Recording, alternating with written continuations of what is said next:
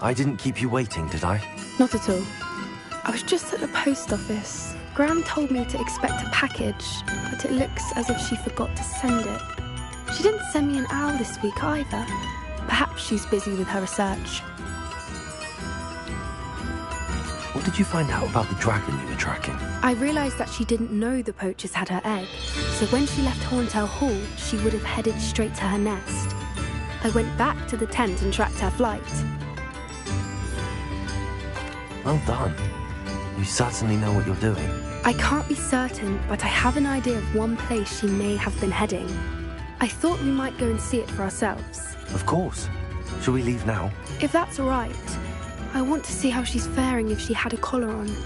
And she's likely frantic about her egg.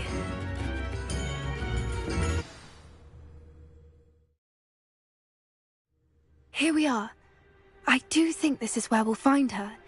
The terrain's typical of where the breed would nest. I suspect it's how the poachers found her to begin with. They likely camped here and logged her patterns. Perhaps nabbed her first and then her egg. Dragons are hard enough to wrangle, let alone maternal ones. You got all of that from simply standing here? You'd be surprised how easy it is to think like a poacher. Shall we see if she's home? We only need to return her egg. That sounds straightforward enough. We should be in and out. Then we can be finished with the poachers once and for all. Well then, let's find our dragon and return her egg. Wonderful. If she sees us flying about, she might take it as a sign of aggression or food. We should stay on foot. Oh, and one more thing. Let's not agitate her. Goodness knows she's been through enough already. I'm ready when you are. There she is, above us. She did make it home safely. Oh, good. It looks as if she wasn't collared like the other dragons.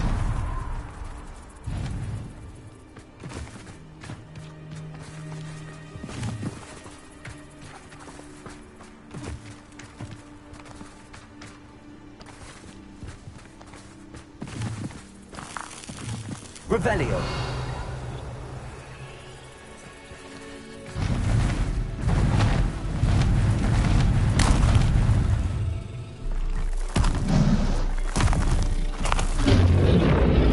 Poor thing must be worried sick, wondering what happened to her egg.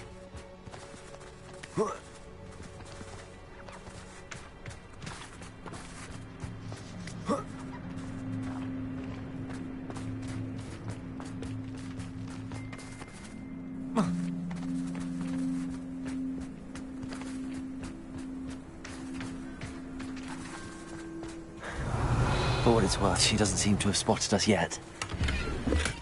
Let's hope it stays that way. At least until we've done what we came to do.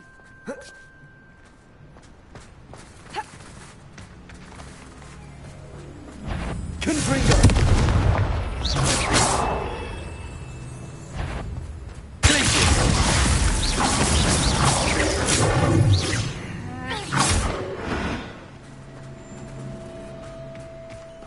I wonder how many they brought to capture her. At least 10, usually.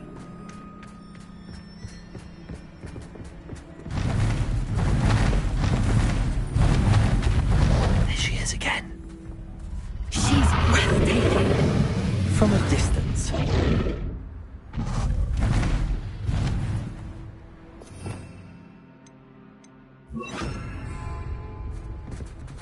Reparo. Fantastic.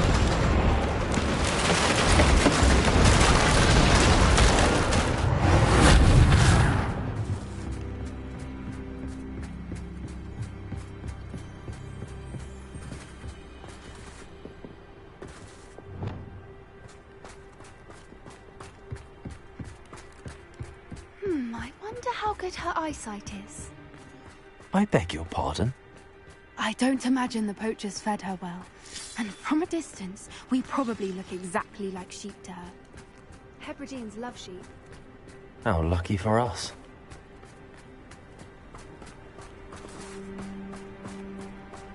Watch your step.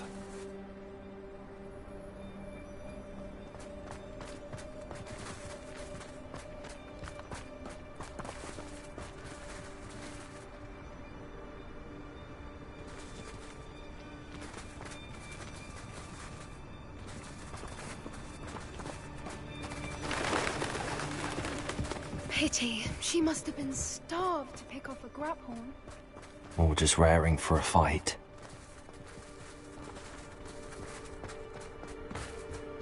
Quiet. What was that?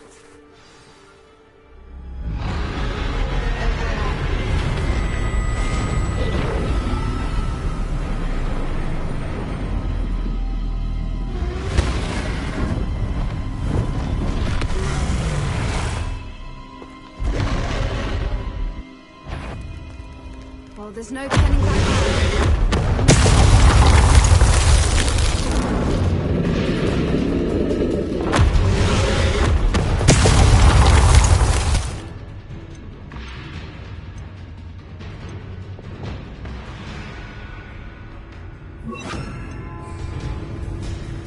Over here!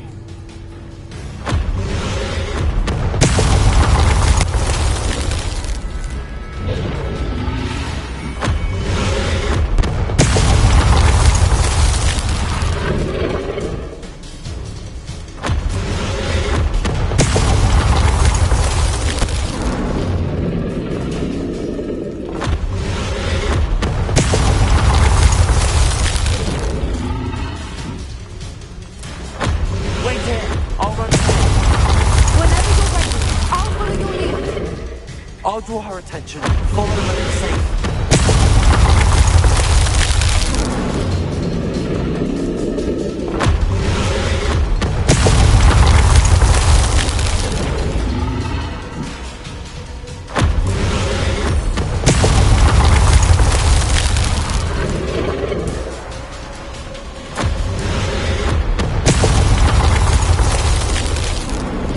Good thinking, but she'd still be able to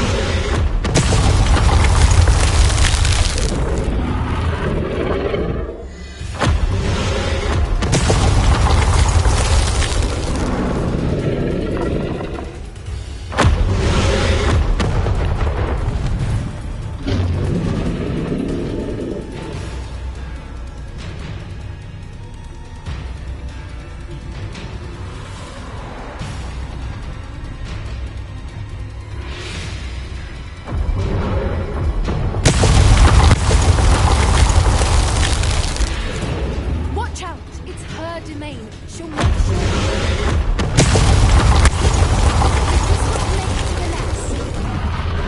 She's making it easy.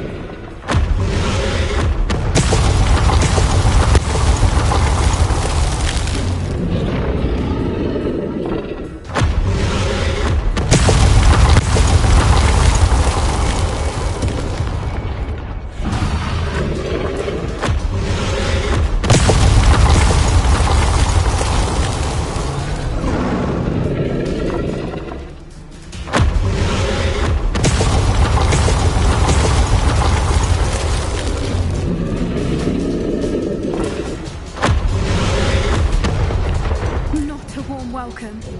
It's a little too warm if you ask me.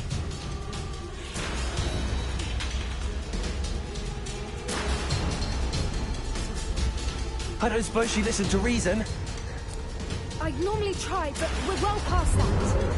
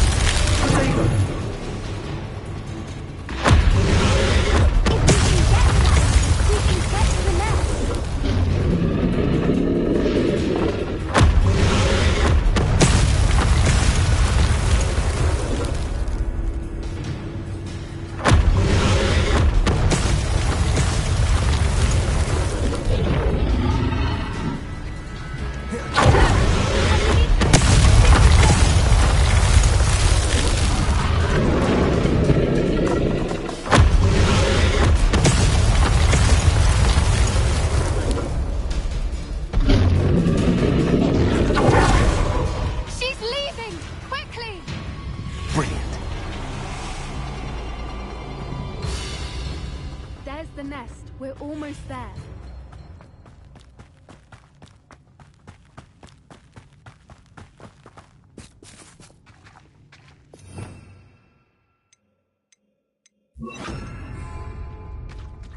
Why is every bridge here broken?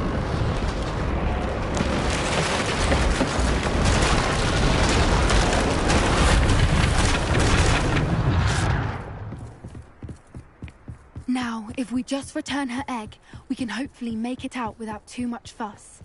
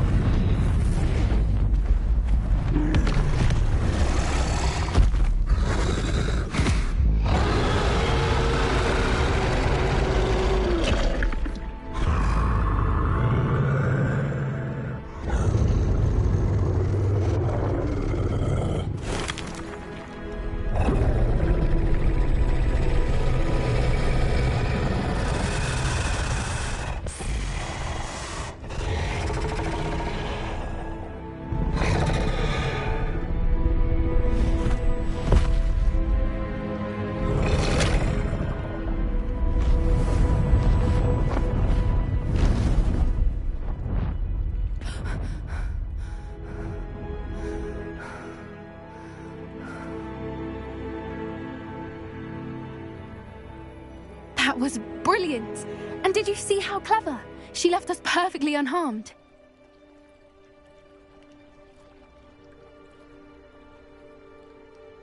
Creatures are a lot cleverer than most people realize. That's what Gran always says. The important thing is that we survived it, and we returned her egg. Thank you for doing this with me.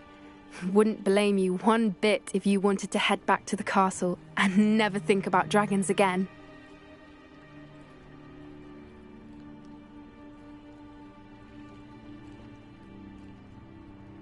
Shall we head back? I'm ready if you are. I am. After our dragon rescue at Hauntow Hall, I half expect to be ambushed by poachers any time I'm not in the castle. Understandable. We did sabotage their fighting ring and steal a dragon egg from them. True. So why haven't they come after us? It's not like them to let things lie. Unless what? Unless they haven't let things lie. Oh no, I can't believe I didn't see it. We need to leave. I need to send an owl.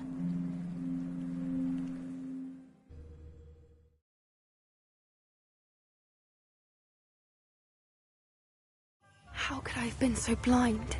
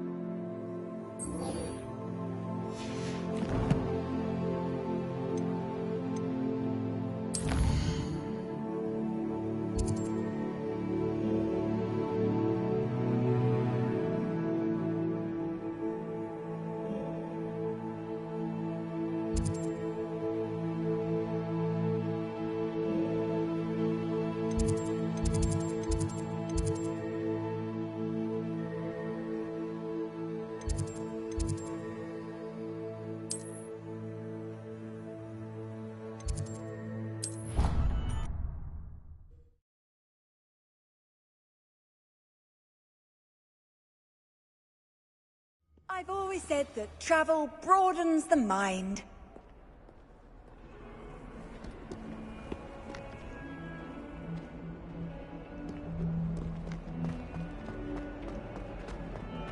Late on your homework? Not but right now.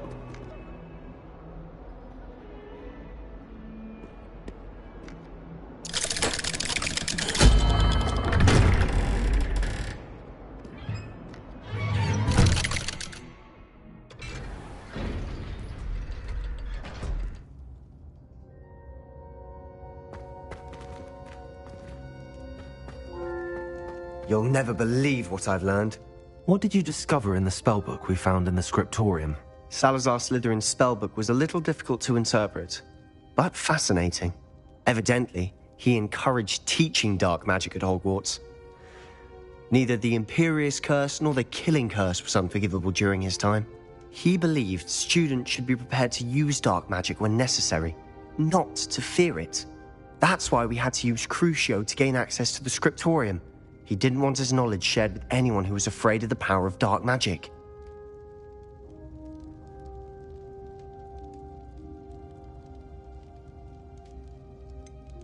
It was hard to do, but casting Crucio was our only option. And I'm glad we did it, because in the spellbook I also found something else. References to a lost relic, which, from what I can tell, grants the holder the power to reverse dark magic curses. And you think this relic might be able to save Anne? Precisely. I plan to search for this relic, but I don't think we should tell anyone. Especially Ominous. He wouldn't understand.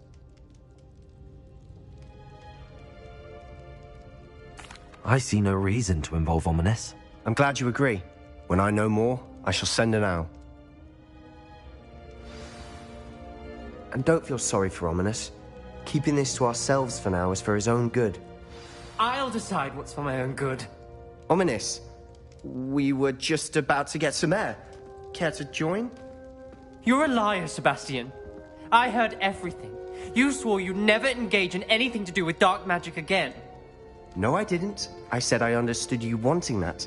I'd never swear to give up on finding a cure for Anne. You don't know when to stop, do you?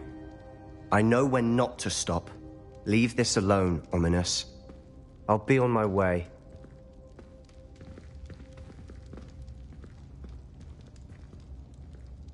I am not letting this go. Ominous, Sebastian meant well. I know what I heard. You knew I wouldn't agree with this. Going after that relic is not a good idea. Sebastian doesn't even realize it, but he's as irresponsible and reckless now as his parents were years ago. It's why they died. I knew his parents died, but I never heard what happened. Mr. and Mrs. Sallow were professors. Spent nearly every waking moment in the cellar library. Noses buried in books. Anne and Sebastian were upstairs when it happened. They heard a sudden crash and ran downstairs, but it was too late. Their parents had crumpled to the floor. A defect with the lamp in the cellar caused the room to fill with an undetectable toxin. Sebastian and Anne were helpless. They had no magic yet. What a horrible story. It is. That's why I can't understand Sebastian's recklessness. I've practically lost Anne. I cannot lose Sebastian too. Please avoid anything to do with that spellbook.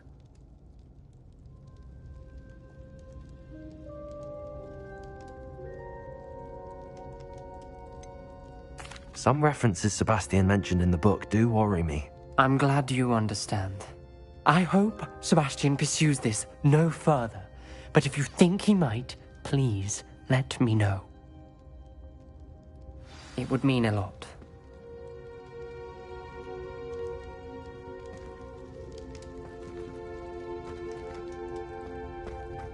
Revelio.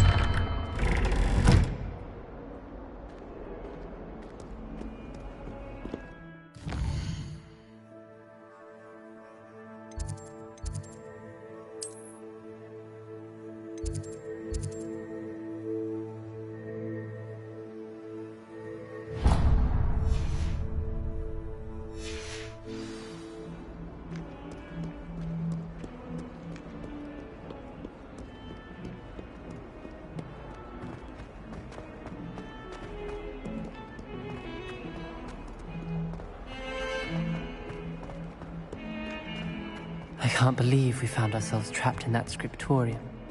Never again.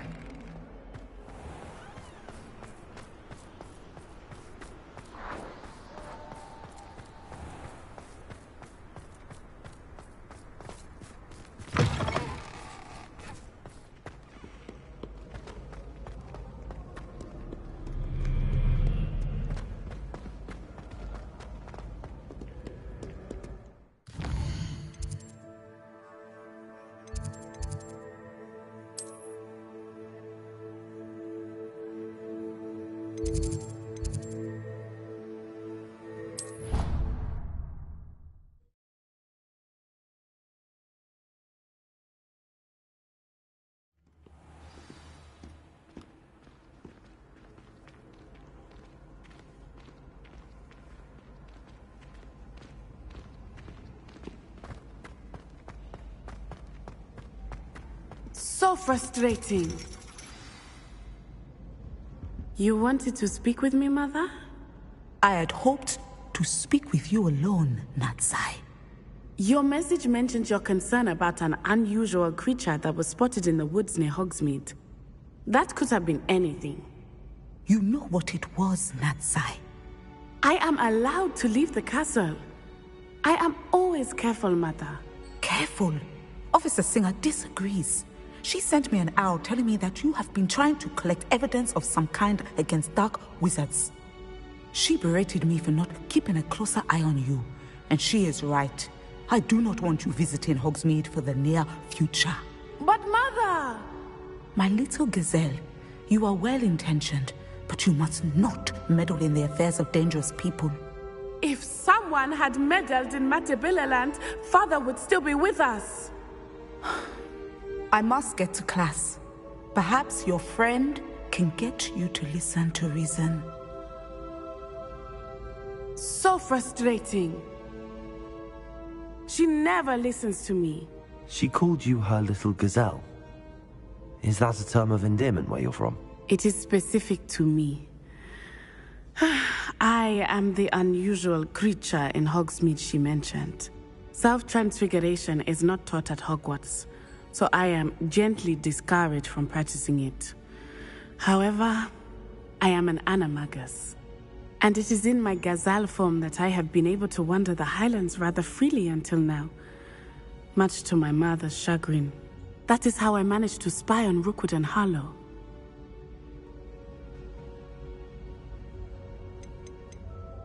How does it feel to transform into an animal? Well, the first time, it can be a bit unnerving. I felt a kind of searing pain and a strong double heartbeat. But it gets easier the more you do it. I no longer feel any pain, and I must say, I find a sense of comfort in the double heartbeat. And I love being able to view the world from a different perspective. Can you choose what form your animagus will take? Oh no, a person's animagus form is determined by their personality. My mother is convinced that my form is a gazelle because I adapt well to any situation. I believe it is because I can sense danger and keep my wits about me. Were you born an animagus, or did you learn to become one? Animagi are not born. The process is quite elaborate. It involves holding a mandrake leaf in one's mouth for an entire month, then placing the leaf in a crystal phial so that it is imbued with moonlight, then adding one of your own hairs. And that is just the beginning. Self-transfiguration is common among students at Wagadu, but Professor Weasley considers it much too dangerous to teach at Hogwarts. Now the nickname makes sense. What an extraordinary ability to have. It is. I love transforming, but Mother is less enthusiastic about it. She says that no creature, especially one as rare as a gazelle, should be bounding about where poaching has become so prevalent. She claims that she has foreseen tragedy befall me in my gazelle form. But she has used her sight to control me too many times. I no longer believe it.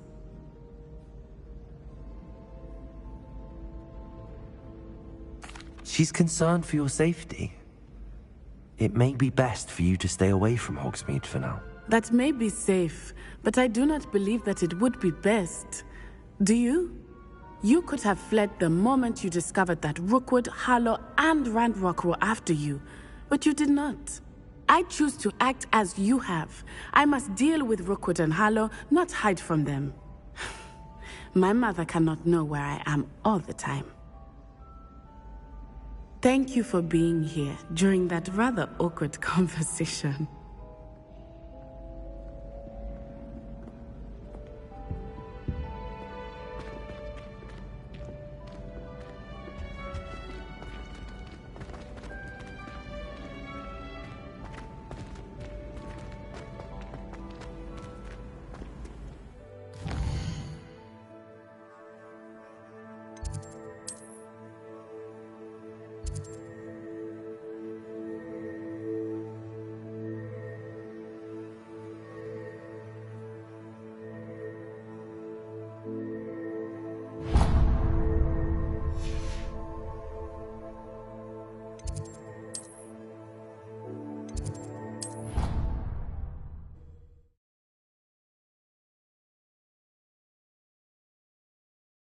How nice to see you, my young friend.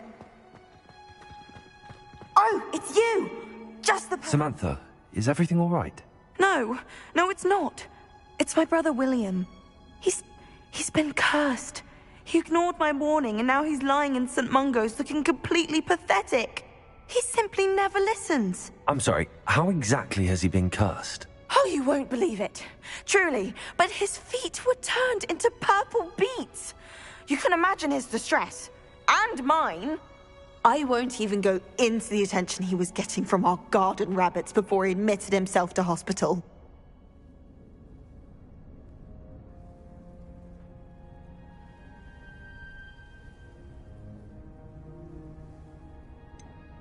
Beats for feet. How hilarious. I mean, how terrible. Horrible, truly. You and the entire school may find it funny, but the situation is dire. Well, it is an unusual situation. How did your brother end up like this? It's entirely his own fault. I told him about some research I'd done recently on our ancestor Marmaduke Dale.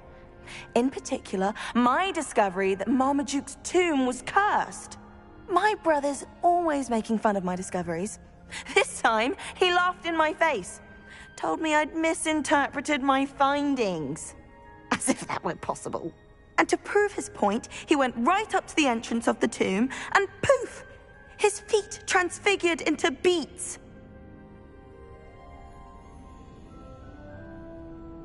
How awful. I can see why you're upset. He definitely needs some help. Exactly. He may be a cape flapper, but he's still my brother.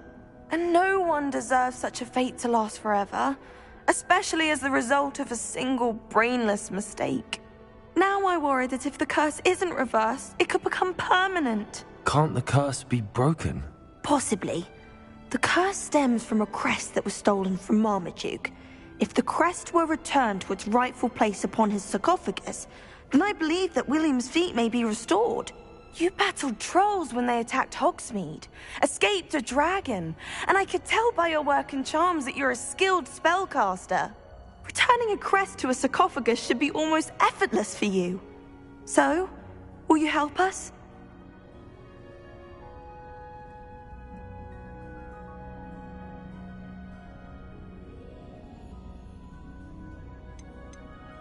How do you know it's safe? I don't want my feet to turn into beets as well. Oh, but the curse only applies to Marmaduke's descendants, as my brother so aptly demonstrated. That's why I need your help.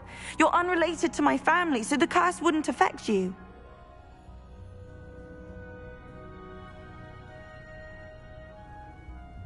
I can take the crest to Marmaduke's sarcophagus for you. Oh, thank you!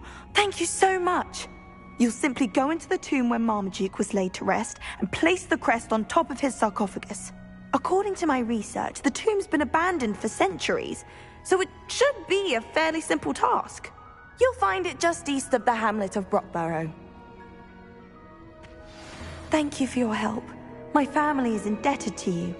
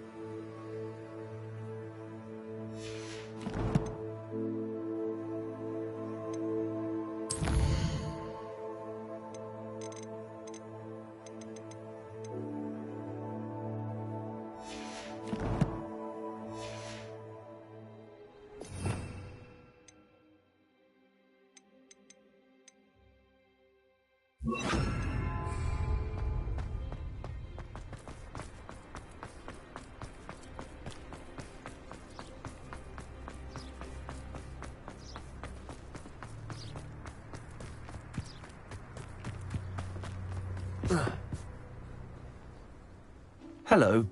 Are you my next Summoner's Court opponent? Neck, next, and last, most likely. I'm Grace, Pinch Smedley of the Bath Pinch Smedleys. Pleased to meet you, Grace. Shall we begin? I'm game. Well, let's see what you're made of.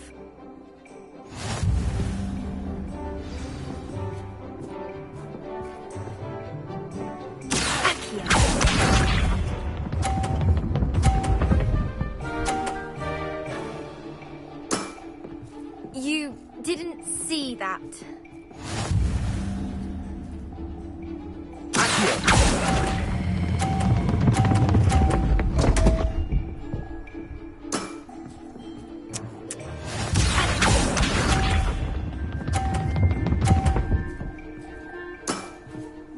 That's the way to do it.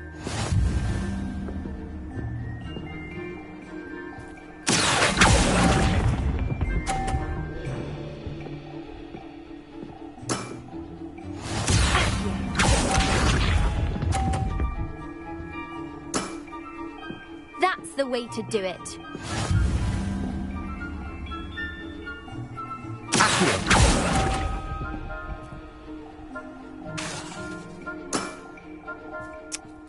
Seems I got the better of you.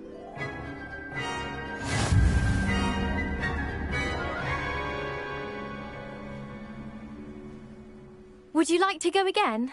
Perhaps try to learn from your mistakes. Let's have it. Then take your mark.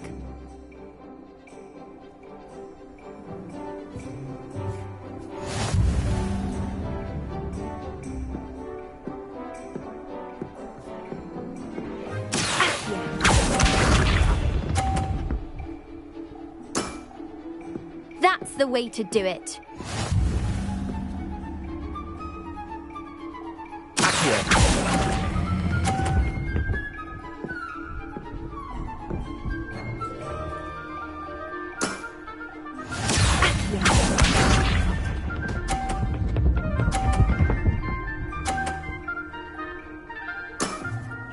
You didn't see that.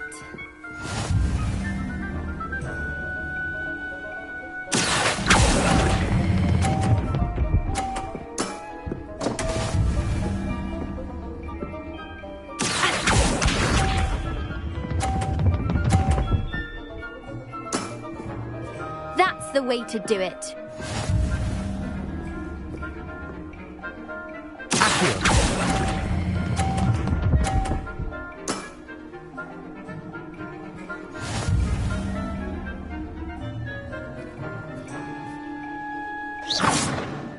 Would you like to go again? Perhaps try to learn from your mistakes. Let's have it. Then take your mark.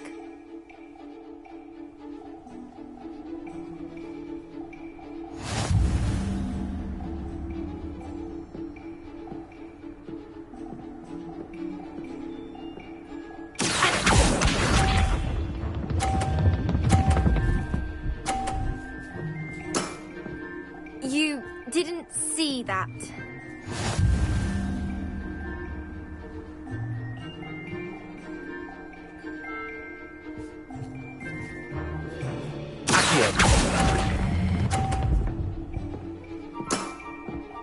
What a remarkable shot!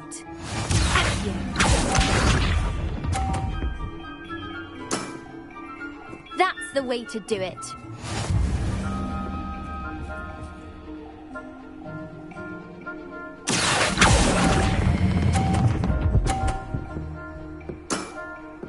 Impressive.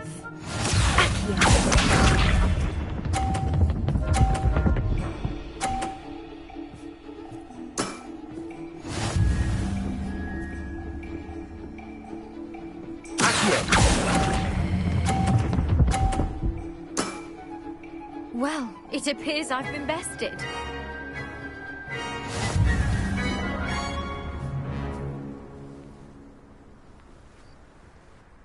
Well played. You played a good game, though, Grace. I did play rather well, didn't I? Only one student has ever beaten me. She's very good. But if you play the way you did against me, you might stand a chance.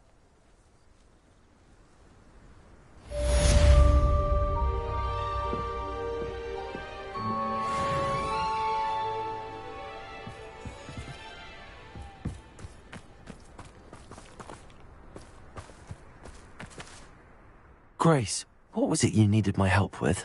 I was hoping you could dive down and retrieve a treasured family astrolabe lost during a doomed stargazing cruise.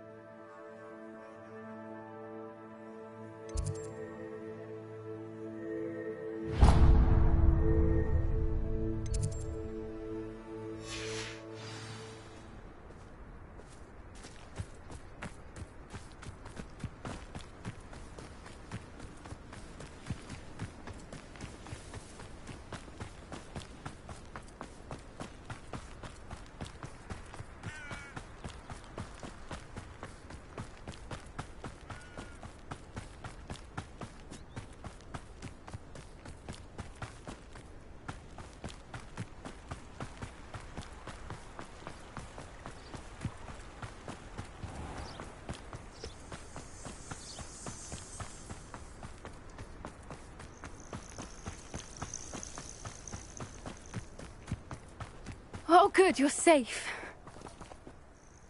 There you are. You were in such a state when you left. The poachers got to my gran.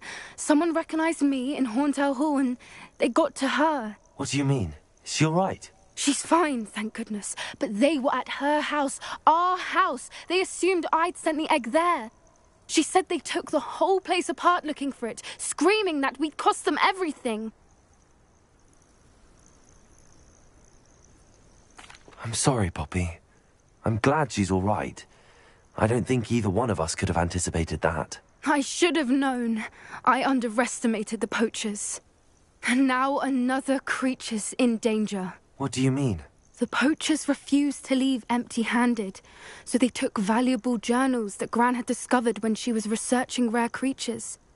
One of them contained theories about a secret hiding place of the Snidget, long thought to be extinct.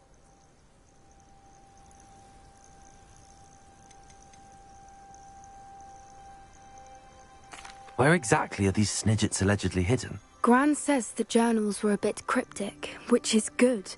Perhaps the poachers won't be clever enough to find the birds. From what she recalls, the journals only noted that the key to finding them lay in the moonlight. Gran thinks it can be narrowed down to a handful of locations. Why would Snidgets be valuable to poachers? They could make more money with Snidgets than they ever would have fighting dragons. The golden Snidget's feathers and eyes are incredibly valuable. That's why they're believed to be extinct. They were hunted out of existence by wizard kind. If the poachers found some now, I can't bear to think about the horrific way they'd be bred and killed for profit. Exactly what kind of creature is a Snidget? It's a small bird with golden feathers. It's incredible. It has rotational wings that allow it to dart quickly in any direction. In fact, the golden snitch in Quidditch is based on the Snidget, which barbarically was actually used in the sport hundreds of years ago.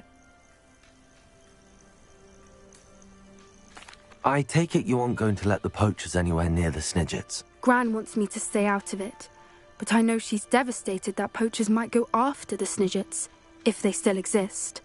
We had the element of surprise on our side when we saved that dragon, but the poachers will be watching for us now. We need allies.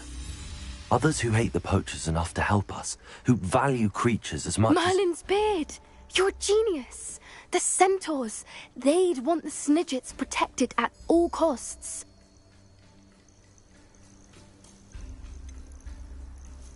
Centaurs aren't known for being the friendliest lot.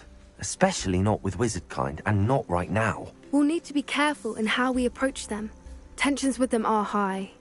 Still, I think they may be our only hope. Let me think on it. I'll let you know as soon as I have a plan.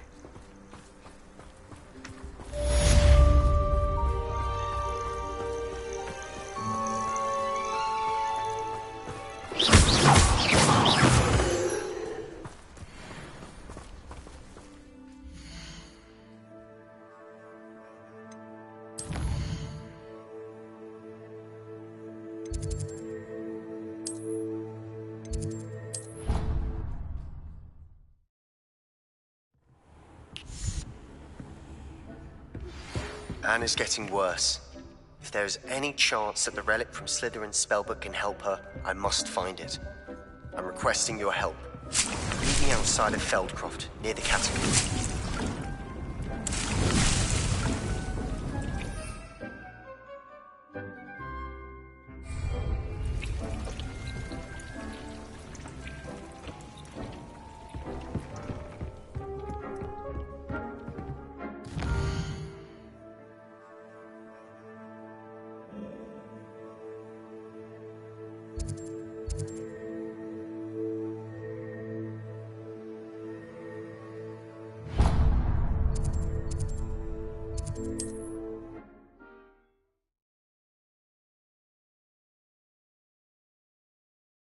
Does it get any more cozy than Hogsmeade?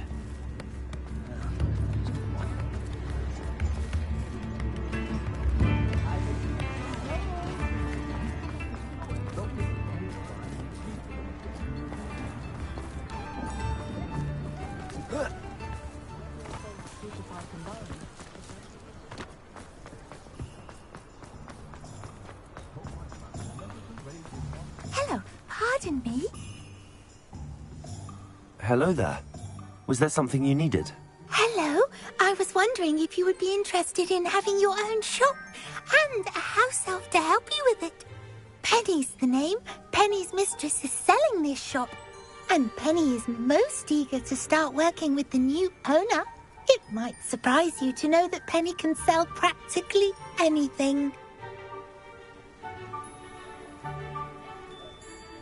Oh, it would be wonderful to have a place to sell things and someone to help me. You'll be able to give Penny almost anything that you want to sell.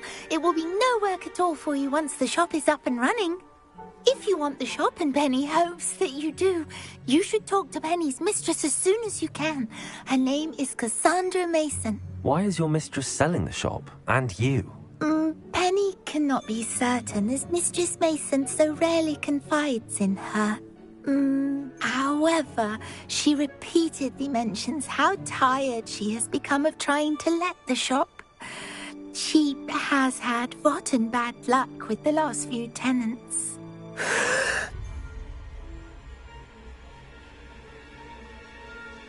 Are you all right? Are you holding your breath? Penny's fine. Sometimes Penny simply needs to remind herself to stop talking. What kind of things would I be able to sell in the shop? All kinds. Anything from essence of Disney to mooncalf fur. If a buyer exists for something, then Penny can sell it and get the best price. Just ask Mistress Mason. Why are the premises in such disarray? Oh, the previous tenants were not able to manage very well. They seem to have given up rather quickly.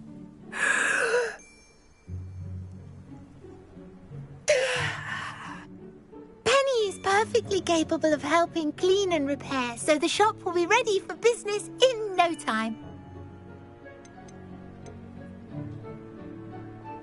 How is it you're so good at selling? Seems unusual for a house elf. Oh, before he died, Penny's previous owner, Master Mason, trusted her to do all sorts of things to help him with his shop. Penny supposes it is a bit unusual for a house elf to possess such skill, but Master Mason commanded it, and Penny was happy to oblige. Master Mason was a wonderful master. All right. I shall go and find Madam Mason. Oh, this is splendid news indeed. You won't be sorry. You can find Mistress Mason at her home on the north edge of the village. Penny does hope she gets to work with you.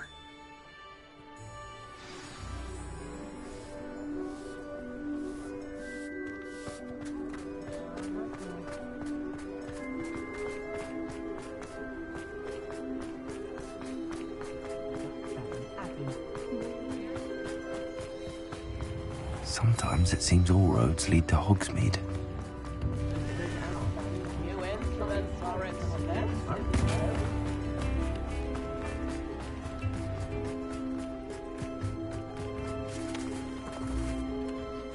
Hello, Madam Mason.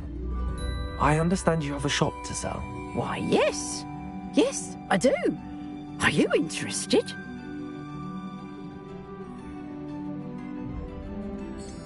Perhaps.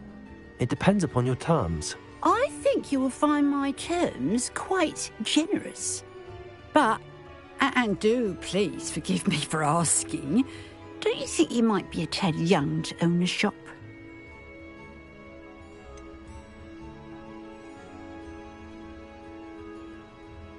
I am quite capable of owning a shop, I can assure you. I should think you'd be happy to have a buyer. Well, I reckon you have the confidence needed for such a venture. And of course you'll have Penny to help you. That elf could sell tea to a troll. I assume she told you she comes with the place. She did indeed. I like you.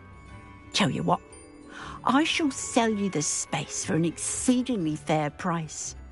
I think you might just be shrewd enough to make a go of it.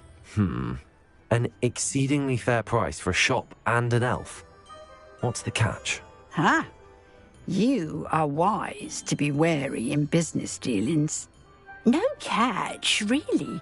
I simply ask that you allow me to do you the favour of buying the shop back, at a discount, of course, should your efforts fail.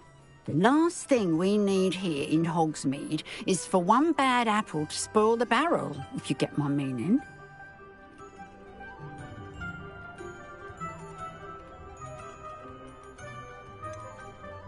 Ha! Your faith in me is overwhelming. You're sorely mistaken if you think I'm going to fail. There's that confidence again. And, of course, I wish you every success. Do we have a deal?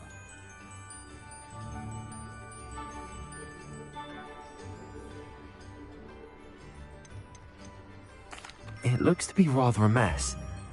Why haven't other tenants been able to make a go of it there? As you've no doubt considered, running a shop is not as simple as those less savvy might think. The new owner, however, will have something that previous tenants did not. The benefit of Penny's particular prowess. Her assistance will make all the difference, I should think, in both getting the shop ready for business and ensuring its success. The shop seems to be in an ideal location. Why has no one purchased it yet? It is indeed, but I've just decided to sell. I've grown weary of being a landlady. My late husband was the one with a passion for shopkeeping and business in general. You'd be wise to take advantage of this opportunity before the offers start rolling in. What precisely do you mean, should my efforts fail? Honestly, I only mean that if for some reason you're unable to keep the shop going, I could help you cut your losses. That's all. But, as you've implied, the odds of that happening are remote. It does sound intriguing, but I need to consider my finances first. I'll come and find you if I'm interested. Very well, but I won't be able to keep the shop available for too long. If you do want the shop, I'd advise you to return to me as soon as possible. Hello again. You know, the shop won't be available forever. And Penny is terribly keen to put her business acumen to use.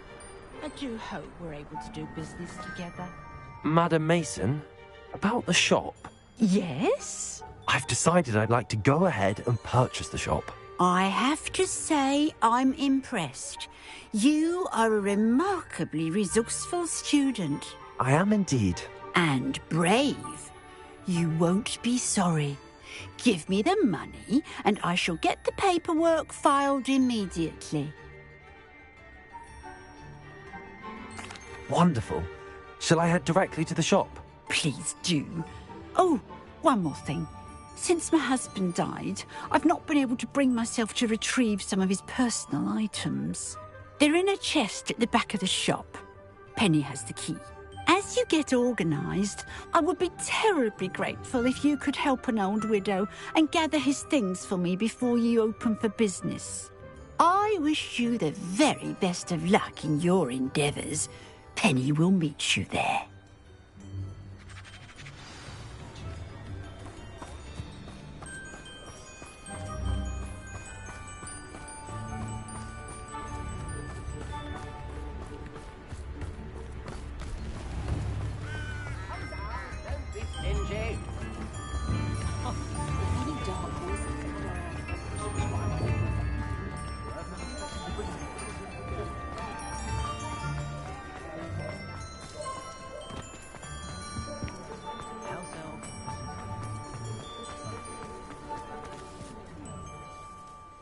Well, I've done it, Penny.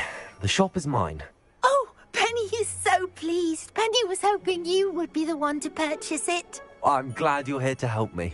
Goodness, what a kind thing to say. Penny will do all that she can to make this a success. There is much to do. The last tenant left in a bit of a rush, so we'll need to clean up and do some repairs. Well then, let's get to it. Penny is ready. Between the two of us, we should have this place up and running in no time.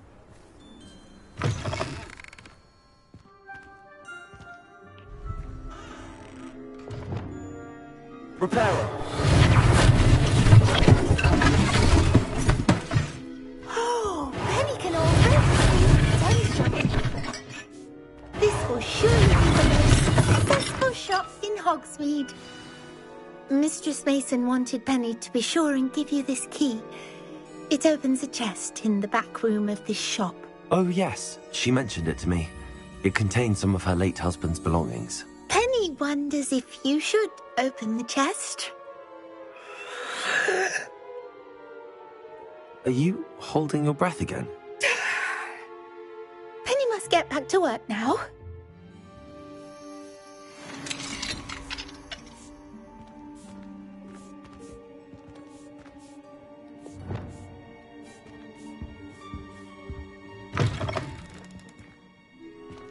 Revelio.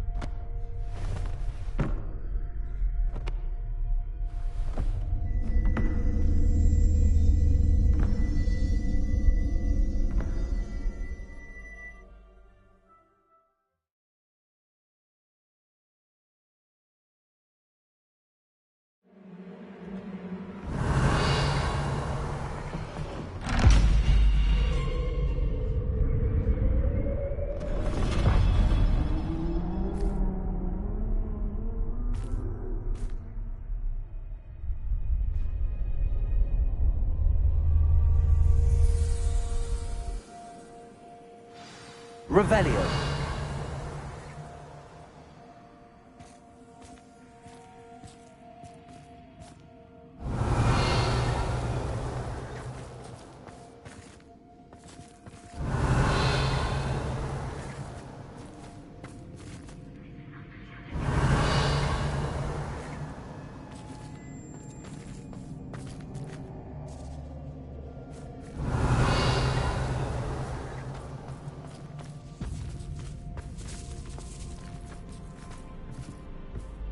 Revelio.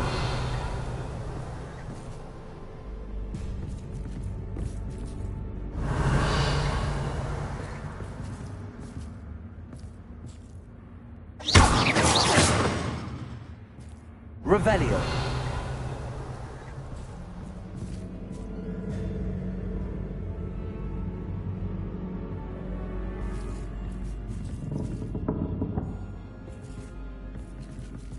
That's odd. Why would someone store one hat in here? That's not very hospitable. Confringo! Oh, goody! Someone is playing. You should what fun this will be! Revelio! For me, at least.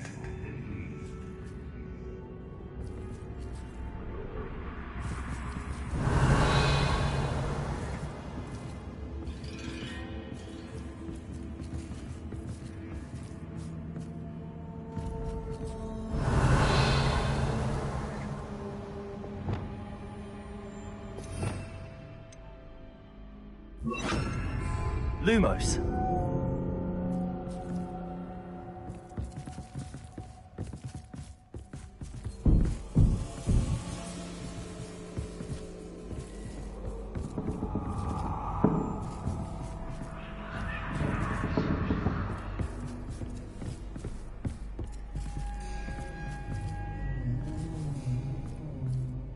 Revelio. Lumos. That's new. Onwards, I suppose.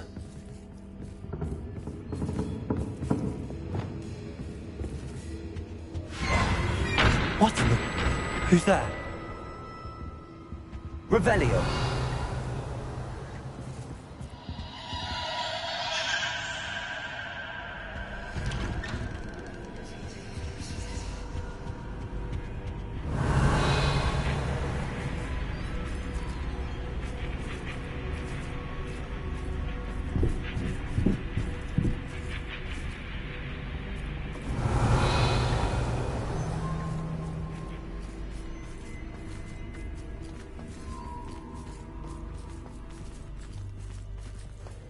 Revelio.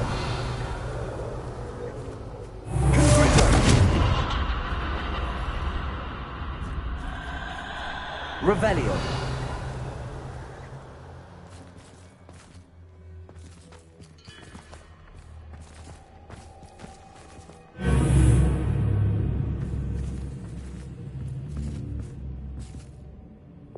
Lumos.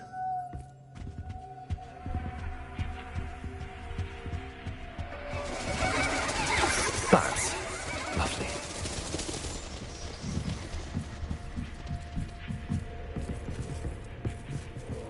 Revelio. Lumos.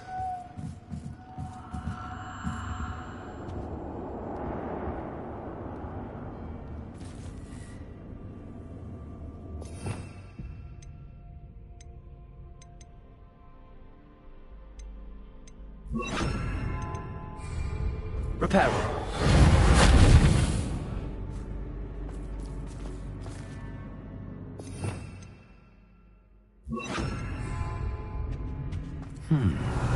Seems as if I should hang something there.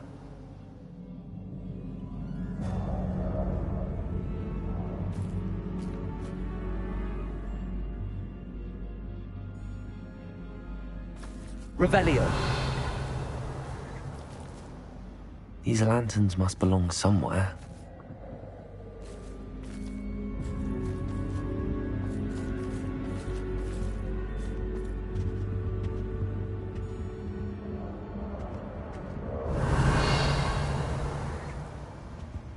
Perhaps the lanterns are meant to be hung on the hands.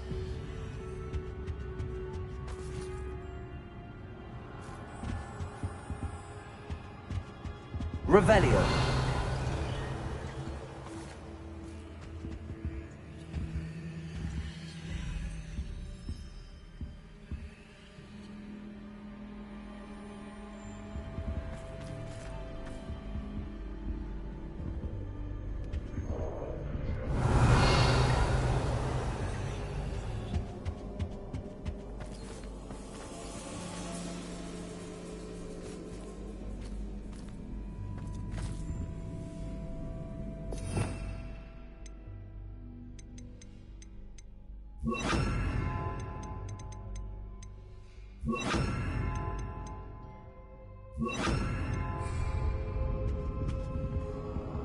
Levioso.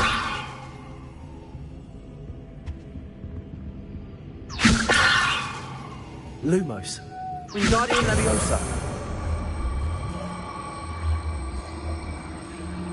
Accio.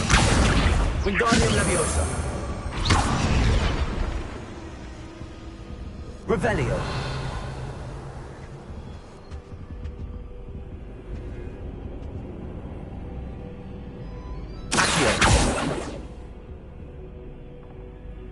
Wingardium Leviosa. Leviosa. Wingardium Leviosa. Revelio.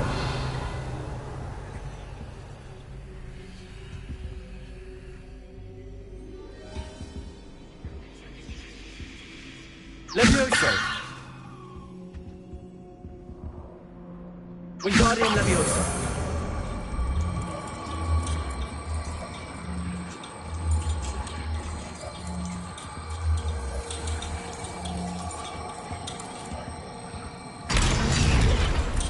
Accio! Wingardium Leviosa!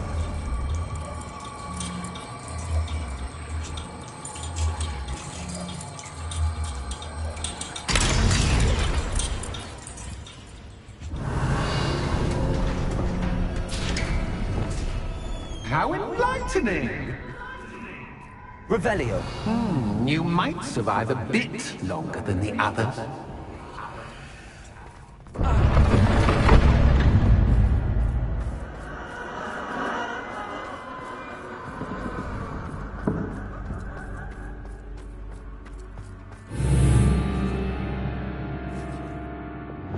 Lumos.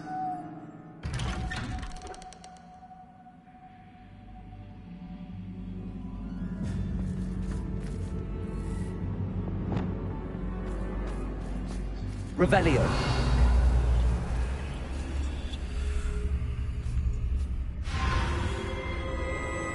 Oh, you've come so far, so quickly. Well done. You might be just the playmate I've been looking for. I do hope you enjoy my playground. I encourage you to tell everyone about it. If you make it out, that is. Please try. If you get to the end, perhaps we can come to some sort of arrangement. I do want your shop to succeed, after all. What's the saying? Two sides to every story. Confringo! Unfortunately for you, both sides here are to my story. And you'll fight to get to the end.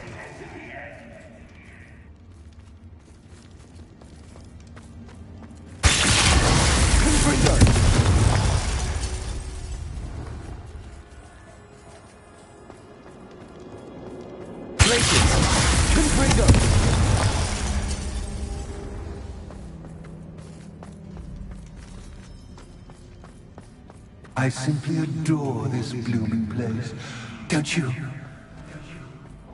You know, foliage, like most living things, won't survive for long in the darkness.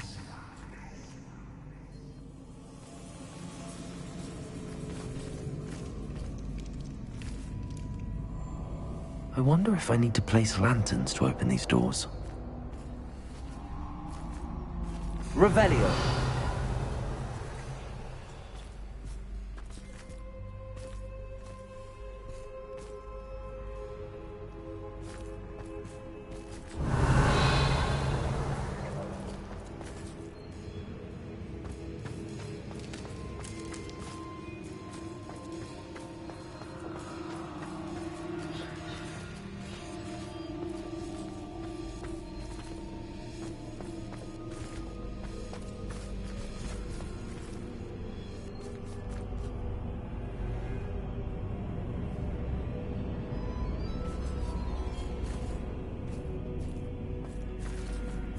Revelio.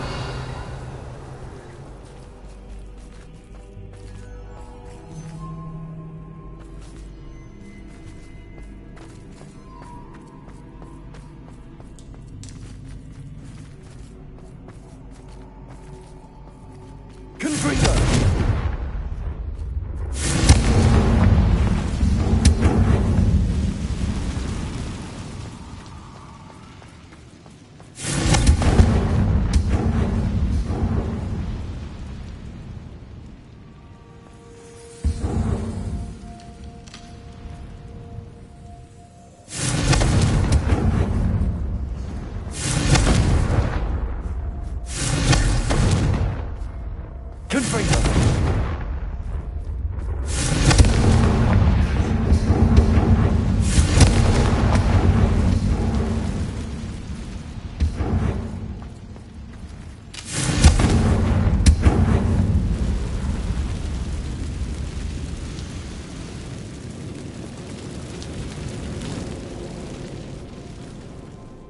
Revelio.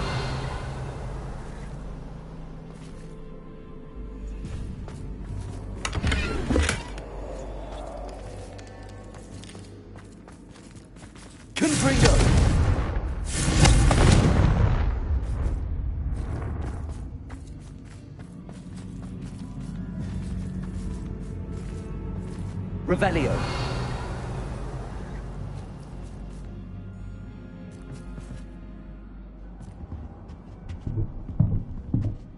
Confringo. Revelio.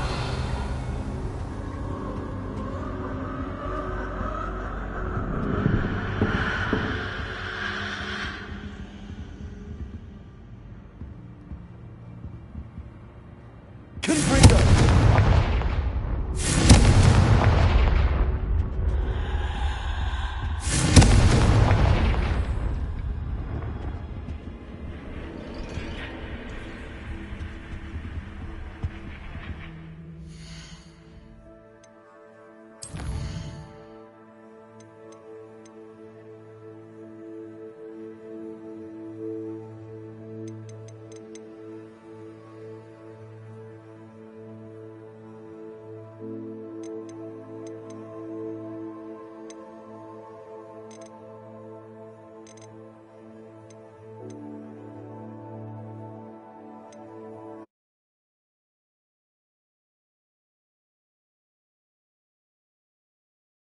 Hogsmeade, here I come.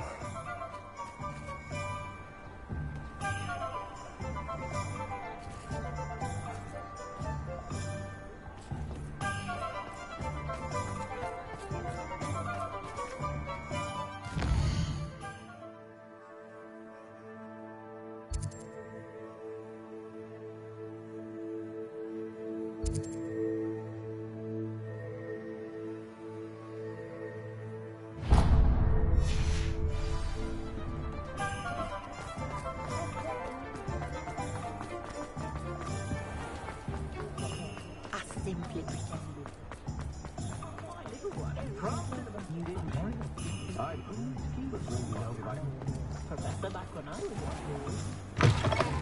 Ah, it's always nice to see a familiar face. Let's look at what we have, shall we?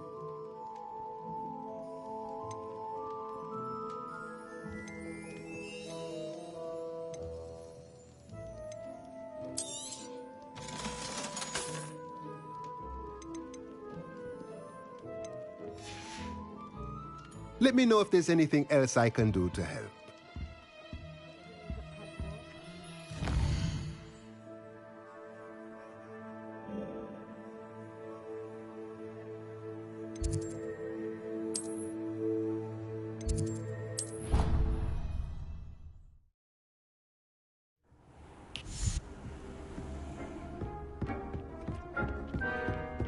Dick thinks you should be proud of all the potions you've brewed.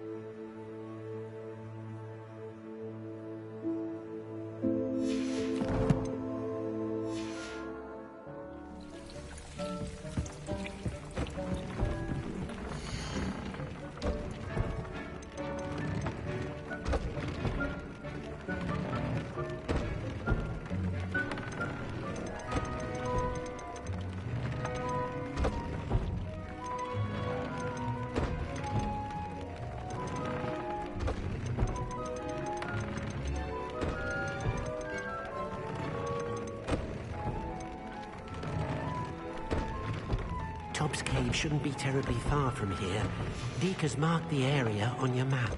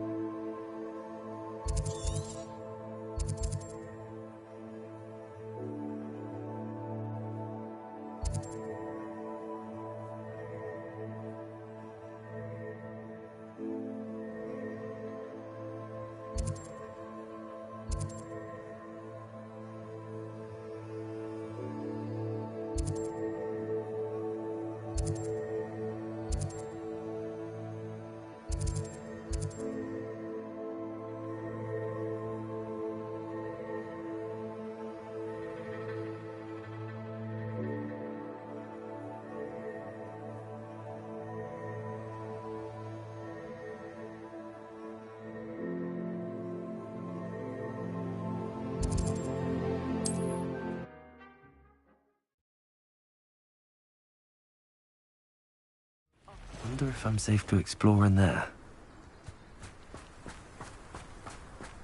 You're here. Good. Sebastian, that relic you mentioned... I believe one of Slytherin's students stumbled upon the relic during an assignment to study sarcophagi in this catacomb. From what I read in a report by the student, they weren't permitted to take it with them, so I must assume it's still here. As I mentioned earlier, this relic grants its holder the power to reverse dark magic curses. If it's in this catacomb, I have to find it. For Anne. I need to see her.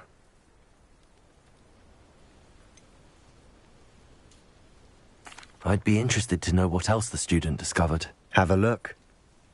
Unfortunately, there's no name on it, but I suspect if it was important enough for Slytherin to stash in his spellbook, it's worthy of further study.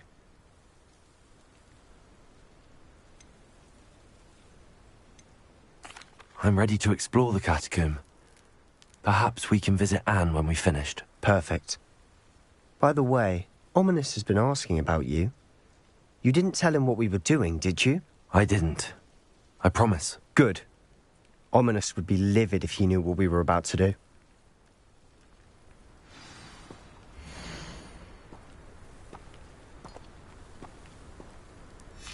I'll be interested to compare what lies inside to what I've read about this catacomb.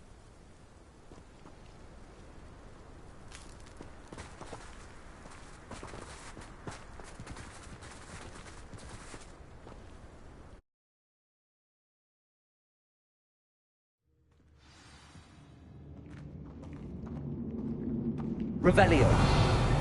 I'm sure that foul smell is the scent of success. Try not to lose your nerve just yet.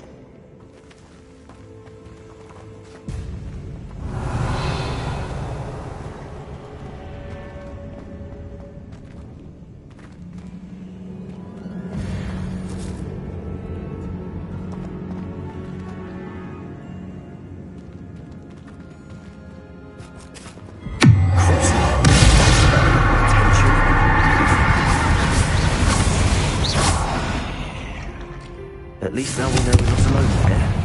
Perhaps that was it. And the rest of the tomb will be insect-free. Yeah, spiders aren't insects. Don't start.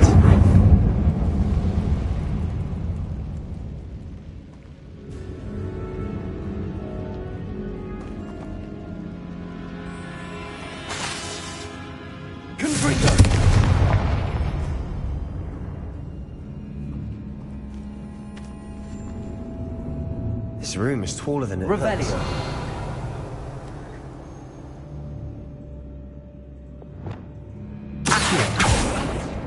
Opening all of these is tempting.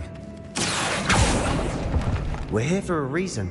I'd say opening them all is justified.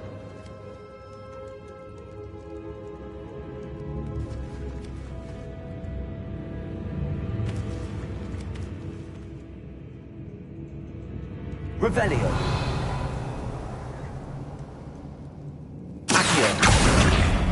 Wingardium Leviosa. Accio. Revelio.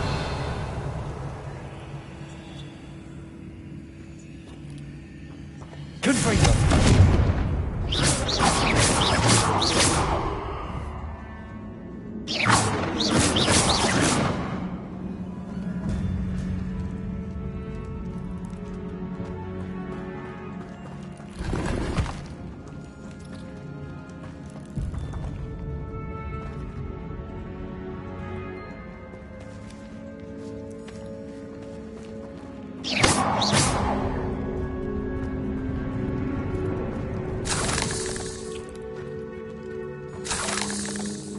Revelio.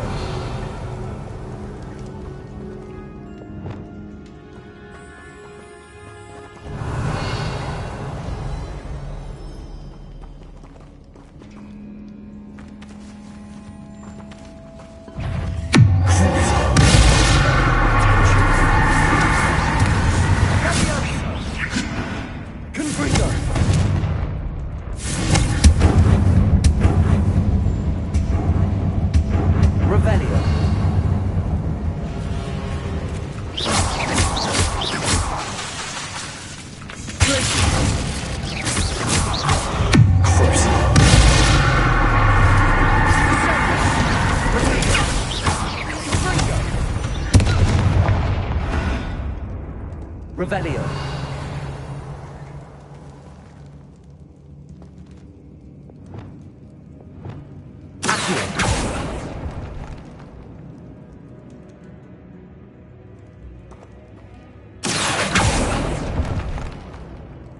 Revelio.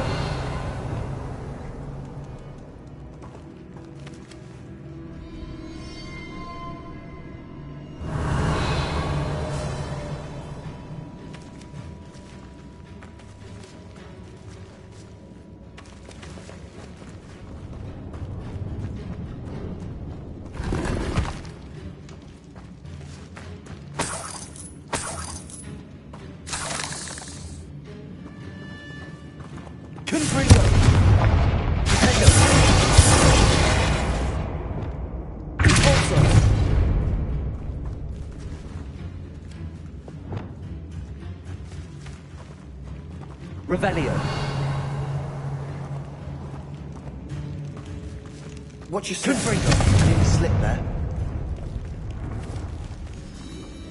Revelio.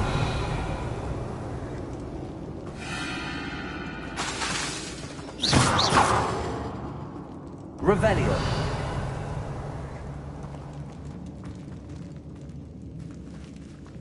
Confringo.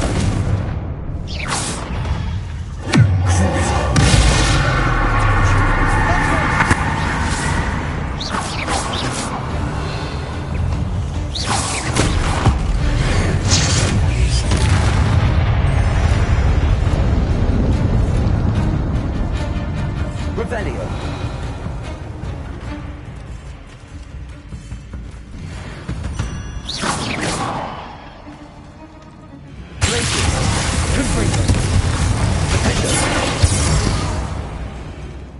All this grass, it no longer feels like it too. I've read about catacombs that underwent expansion efforts and ran into problems, often cave-ins. And then were abandoned. Exactly. We'll be fine, though.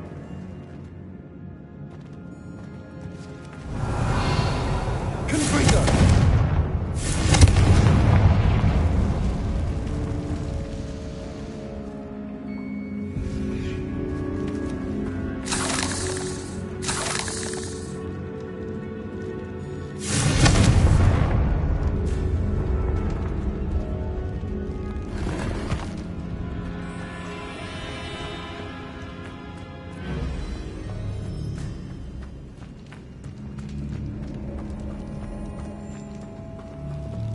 Revelio.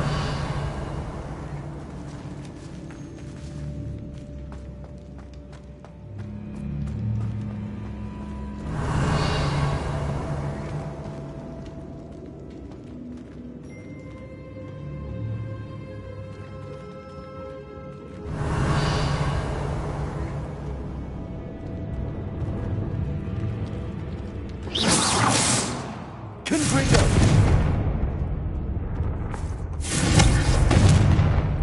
Revelio.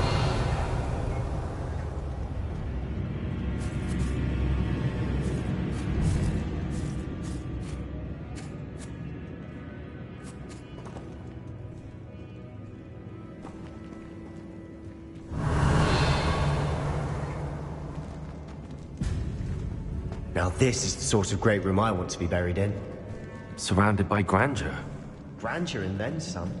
Even an altar with a pile of bones. Lovely. Bones outside a sarcophagus. Seems odd.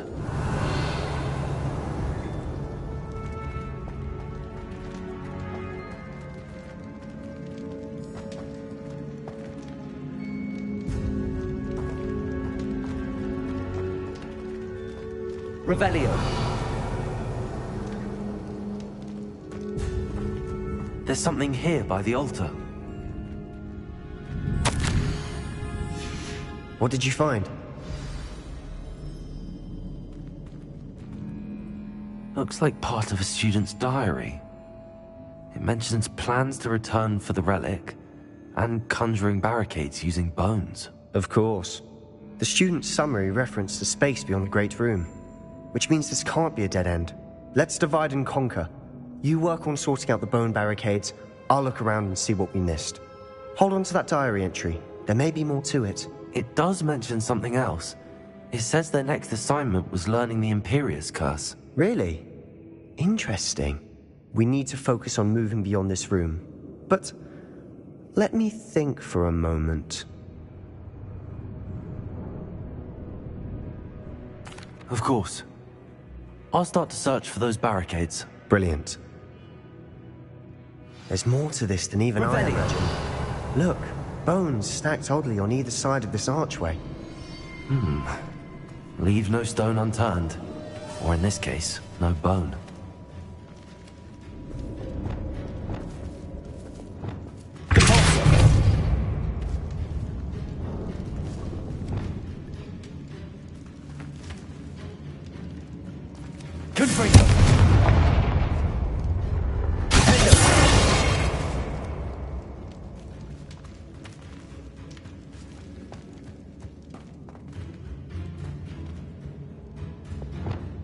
Reparo.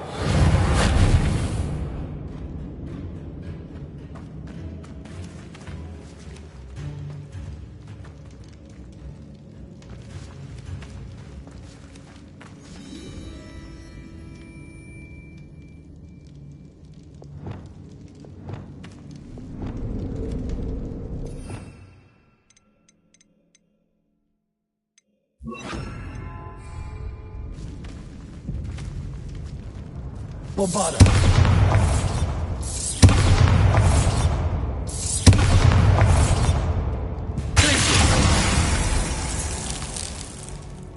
Revelio.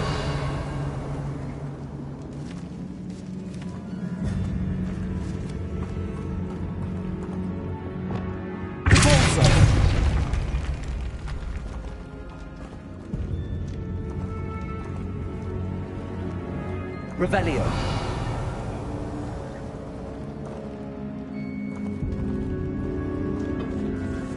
Did you hear that? We're in a tomb. I assume eerie sounds come with the territory.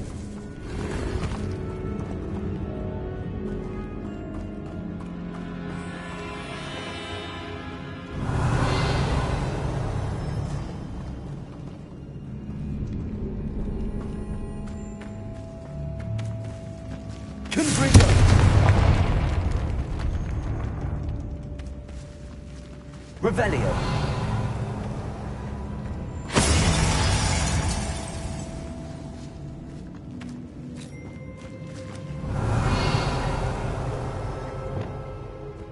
We've made it this far, but clearly we have more to do.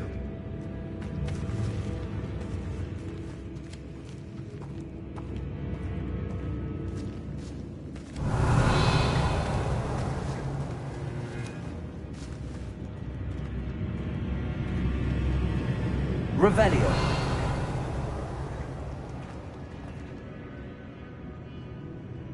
Confringo.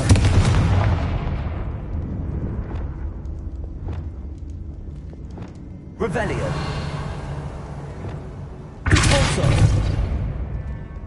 I need to find a safe way across.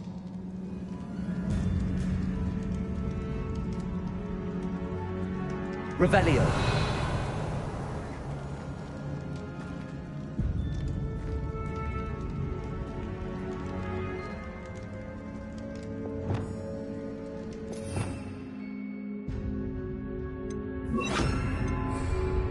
Lumos.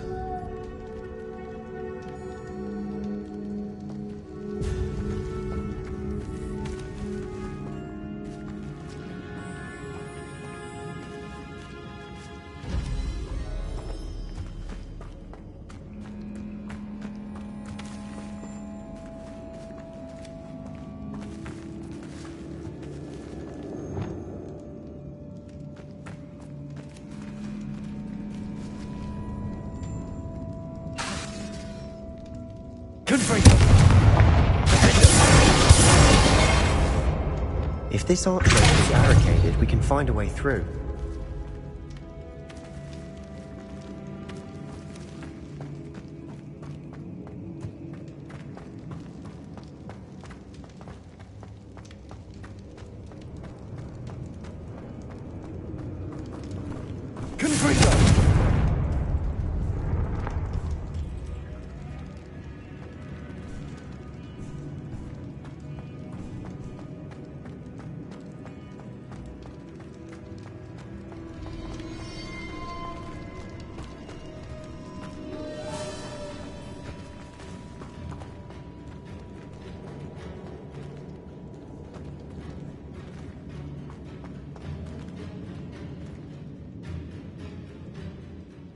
Revelio.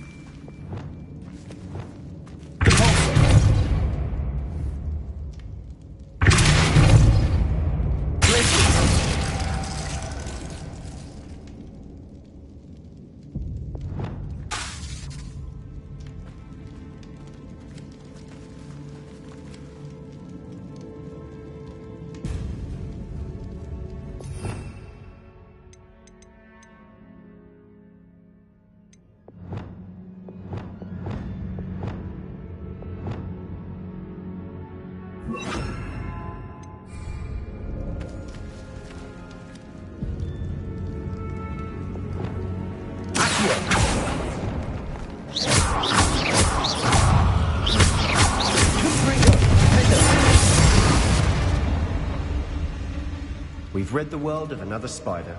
I shall sleep better tonight.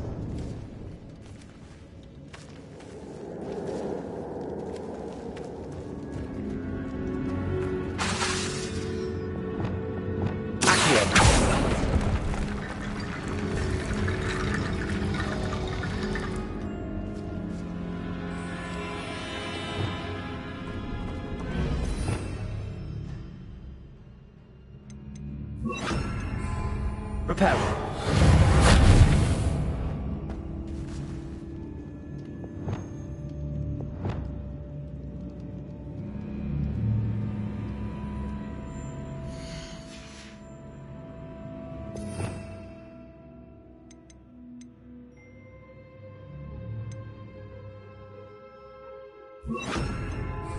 Leviosa.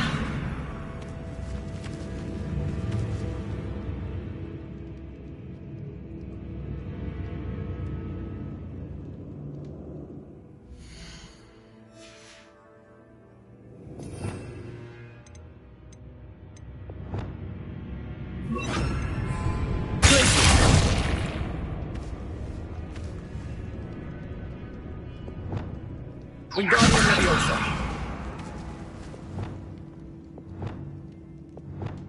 Leviosa.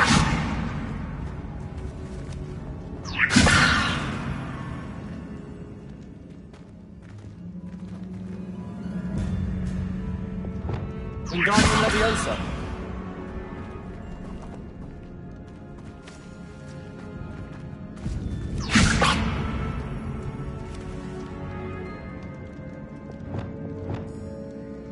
Leviosa.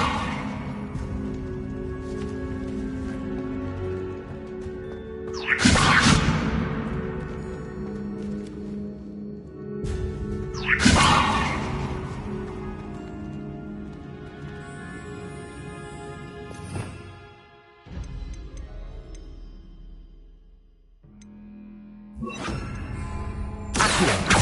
Wingardium Leviosa.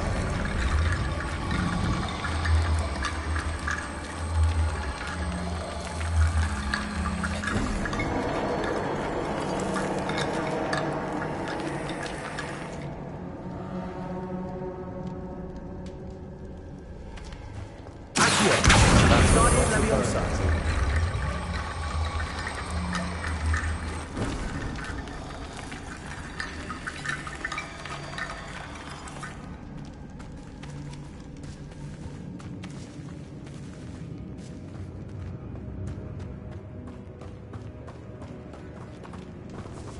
Revelio.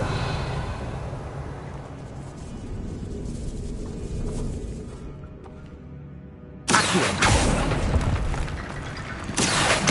Wingardium Leviosa.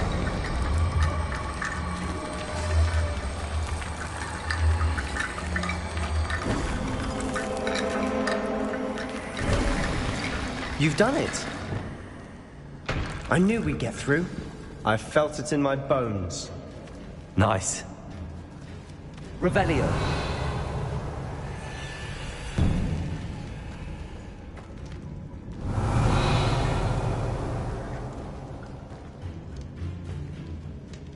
Confringo.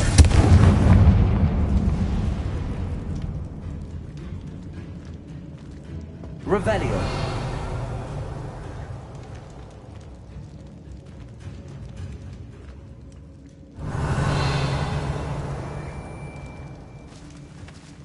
Before we trudge on further, I've just realized something. The student's diary mentions the Imperious Curse. I wouldn't be surprised if we're going to need it here. It's an unforgivable, but useful when you're outnumbered. Places the victim completely under the caster's control. So, if you'd like to learn Imperio, I can teach you.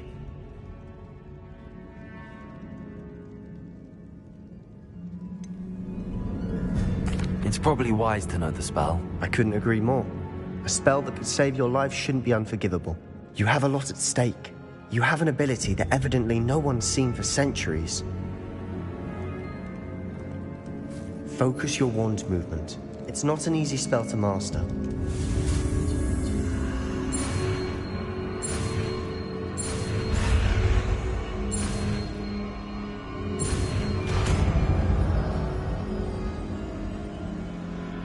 go. Something troubling ahead. Be on your guard.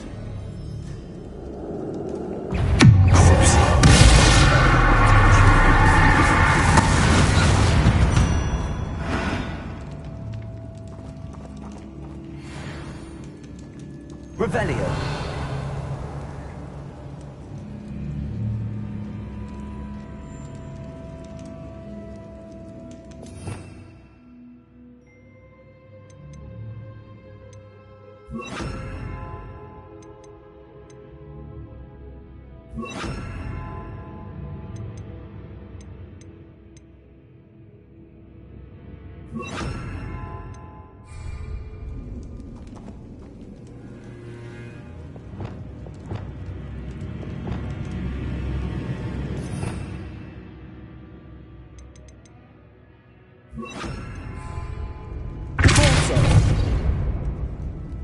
Revelio.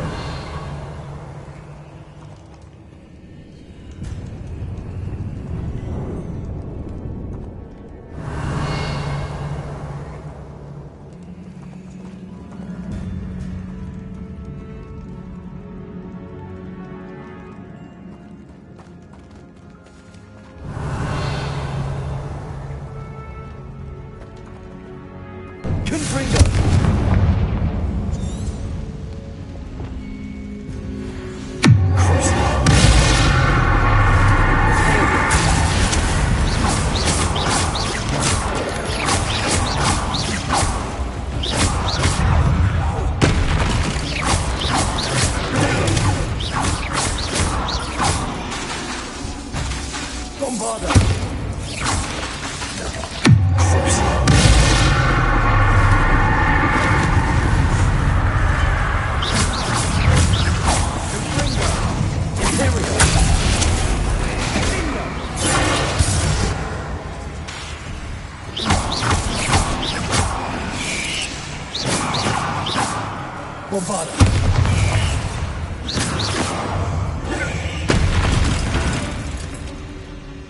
Revelio.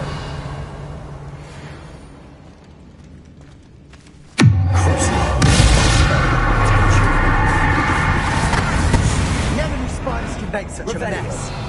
Bit dramatic, isn't it? Confringo. Revelio.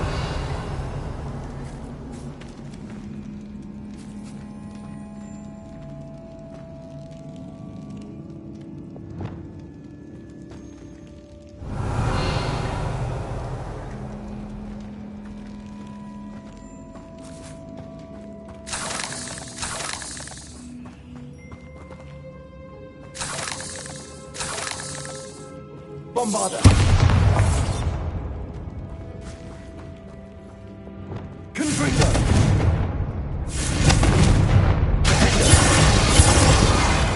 Confringo. Confringo. Revelio.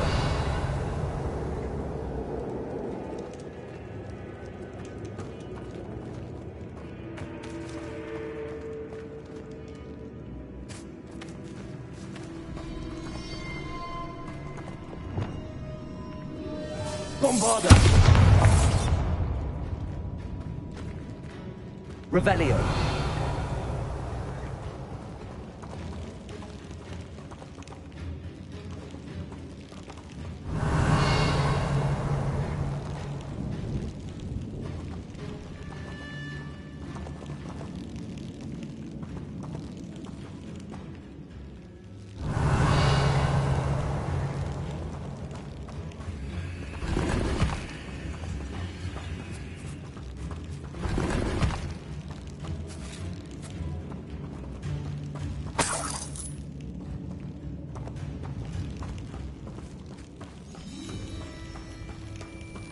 Revelio.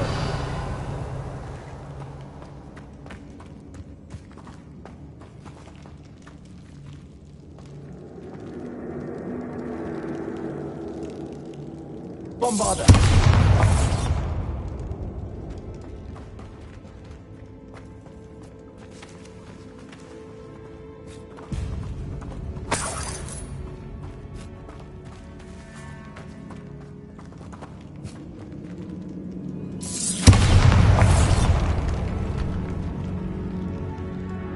Revelio.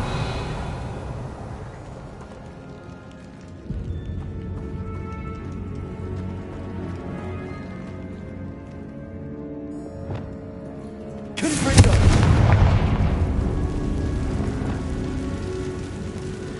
Revelio.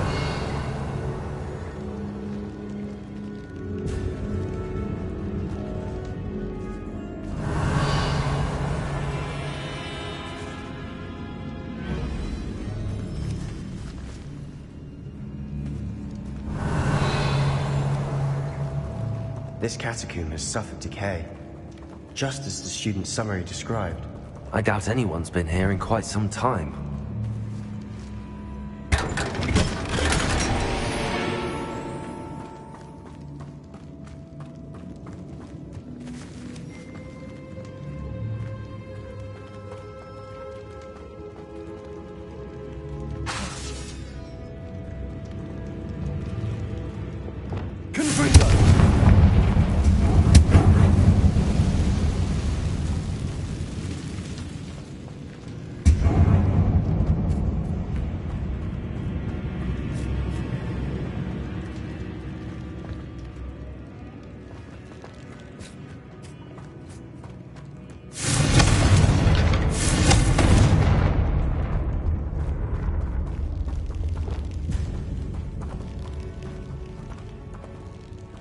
Revelio.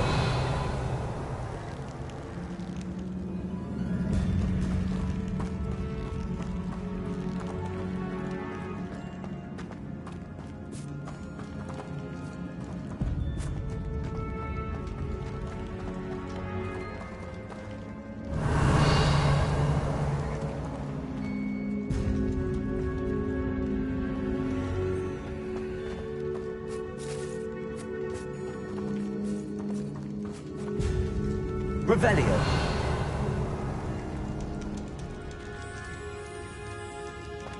Another barricade. Considering how well you did on the last one, this should be a cinch. How gracious of you. I try. Revelio.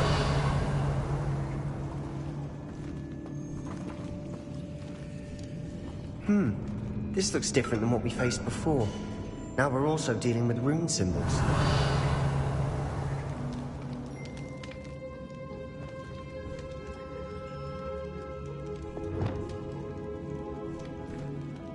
Wingardium Leviosa.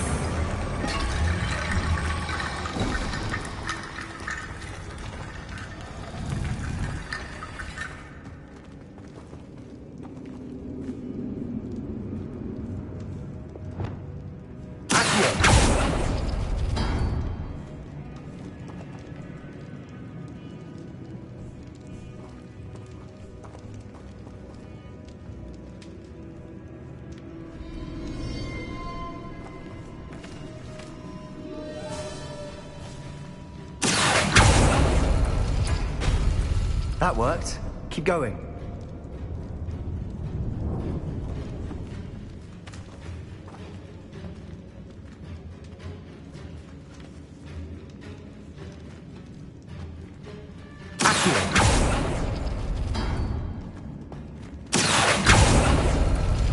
Revelio.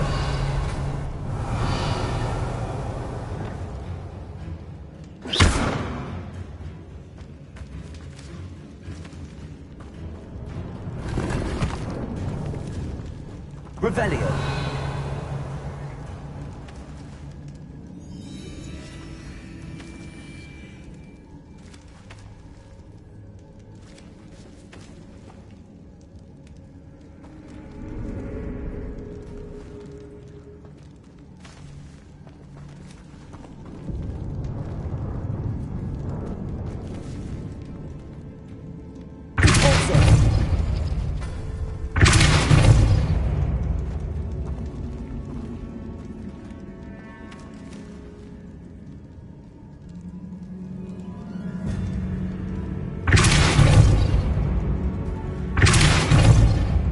Appears some of these stone tablets are true rune symbols.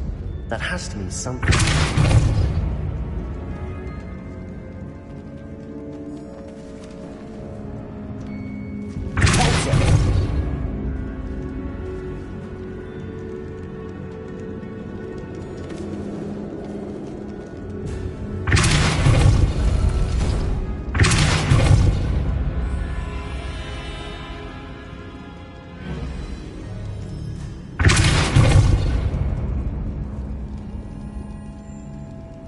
Revelio. Depulso.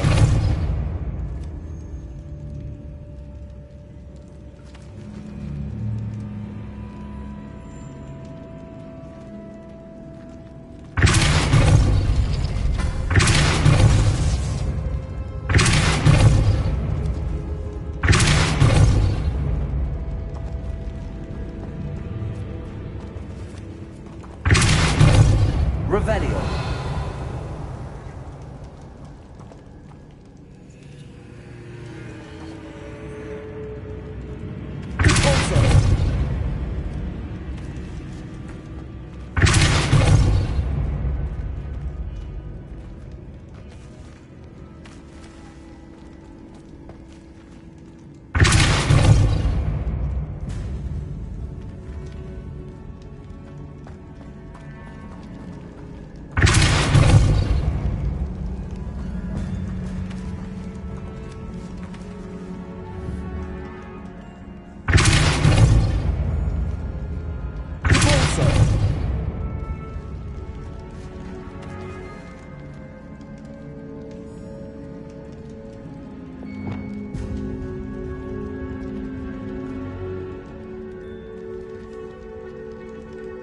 Revelio.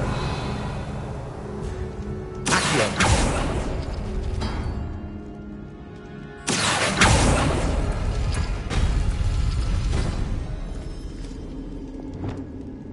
Wingardium Leviosa.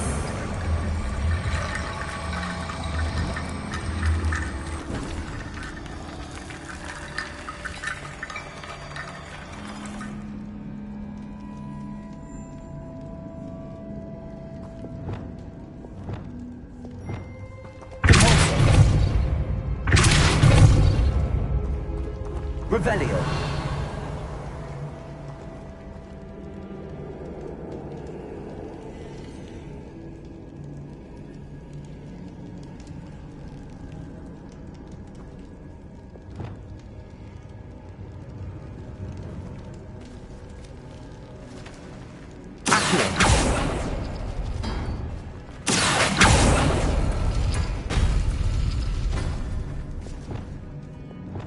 Wingardium Leviosa.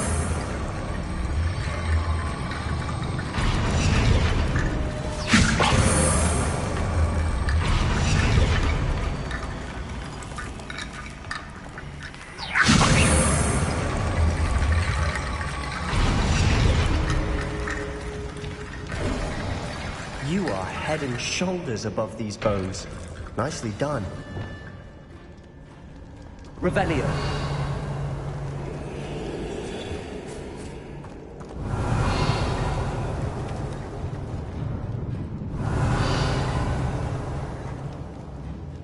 I see why Slytherin's student was so entranced with this place.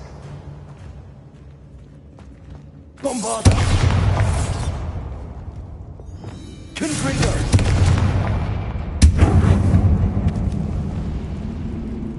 Revelio.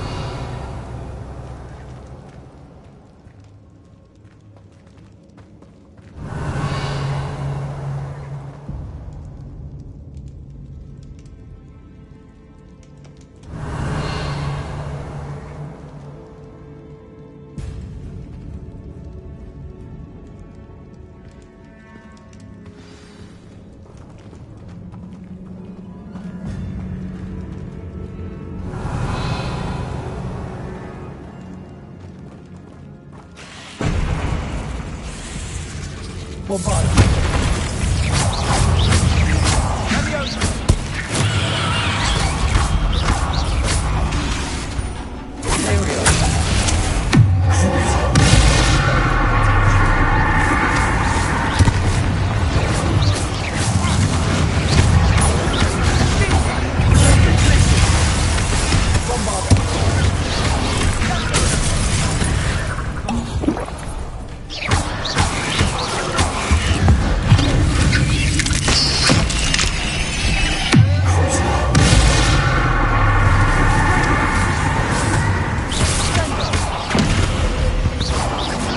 I thought that'd never end. Revelio.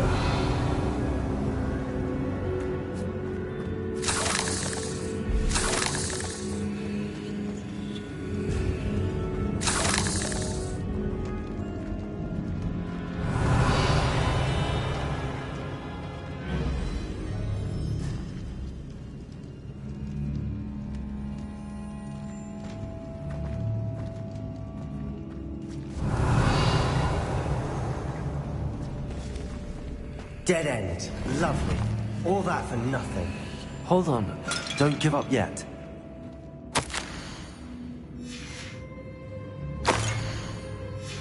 Sebastian! The relic! Look! Could it be? The note and rendition of the relic. It matches. This must be where the student left the relic. I can't believe it. After all this, it lines up. We've really found it. What do you suppose is meant by the dark sacrifice required to realize the relic's potential? I have no idea. But we're here for the relic.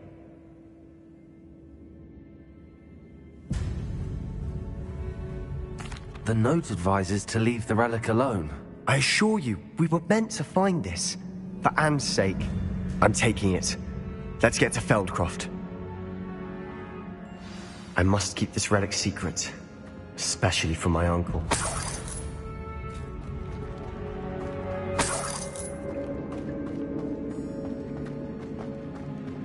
Is that ominous? Revelio. Ominous. The sounds we kept hearing.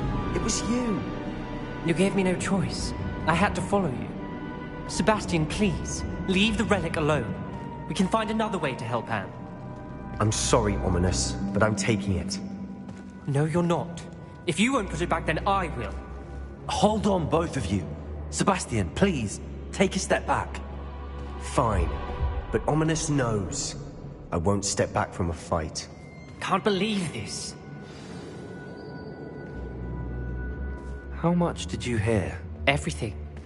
I was glad to hear you tell Sebastian to leave the relic. We need to stand together. Convince Sebastian this is wrong. And if nothing will change his mind? Something has to. I need your help.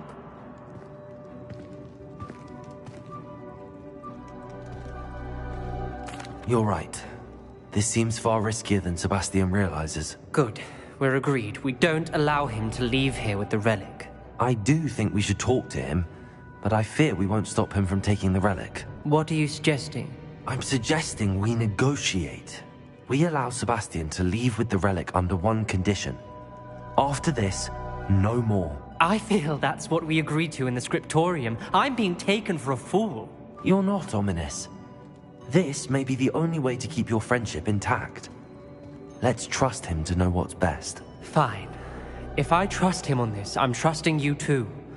The dark arts seem harmless until it's too late. Go then. Leave with the relic. I'll not say a word more. I hope I don't regret this. Sebastian, we're ready. What is it? I haven't changed my mind. Ominous has. Let's go. What? Ominous? I'll explain on the way. Come on.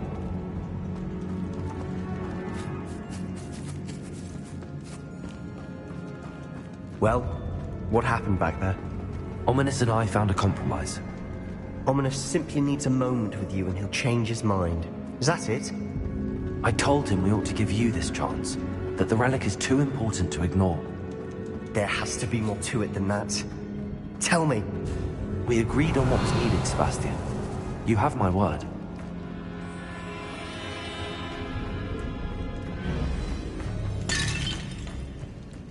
I never wanted to keep all this from Ominous. Revelio. He just doesn't understand. And I didn't want to worry him all over again.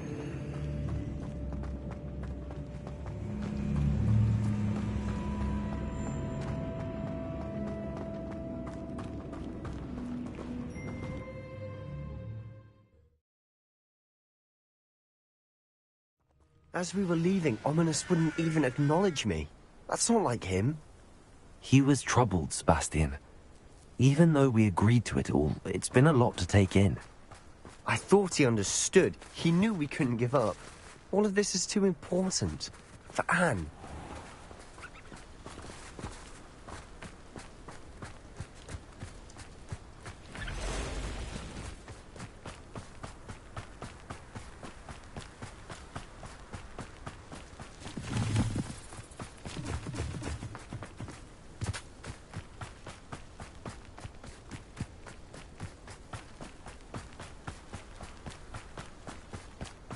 When we get to Feldcroft, I'd rather Anne not know what had to be done to get this relic. She thinks like ominous. It'd only upset her.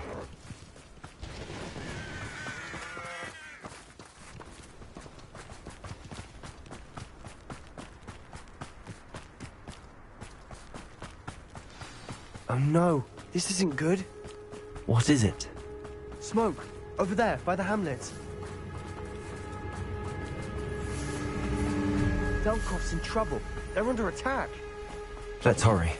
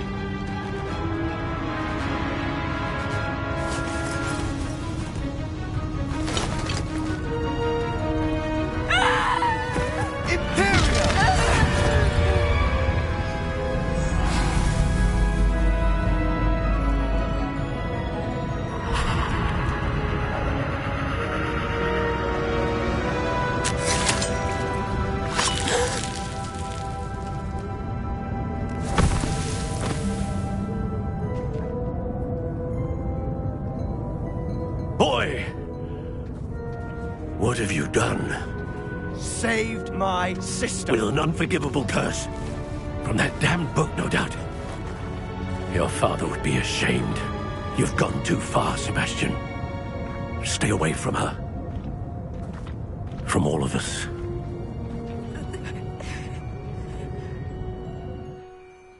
What did my uncle expect me to do? The Imperius curse saved Anne's life. That goblin was going to kill her.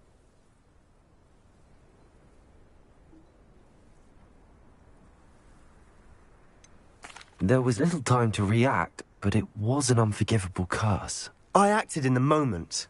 That's all. I shall make my uncle see reason. He cannot banish me from my own home, from my sister. It might be best to let him calm down a while. May I speak to him? Perhaps I can help to ease the tension a bit. You may be right. Very well. Probably best if I get away from here for a while. I'll head back to Hogwarts. Revelio.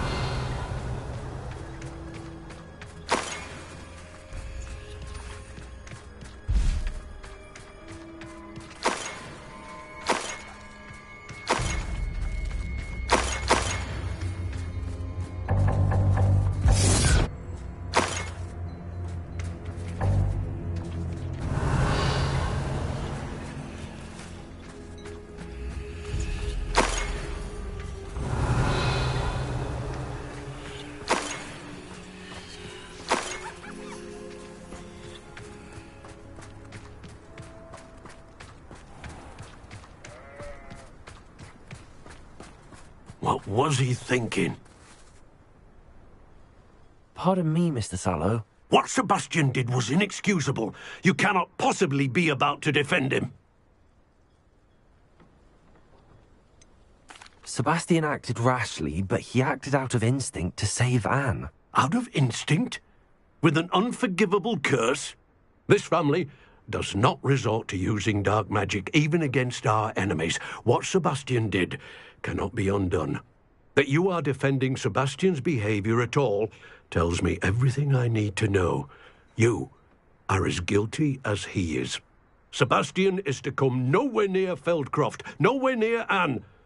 Unforgivable curses are so named for a reason. If I hear that either of you continues down this path, if either of you uses dark magic, I will notify the headmaster immediately. Why, Sebastian?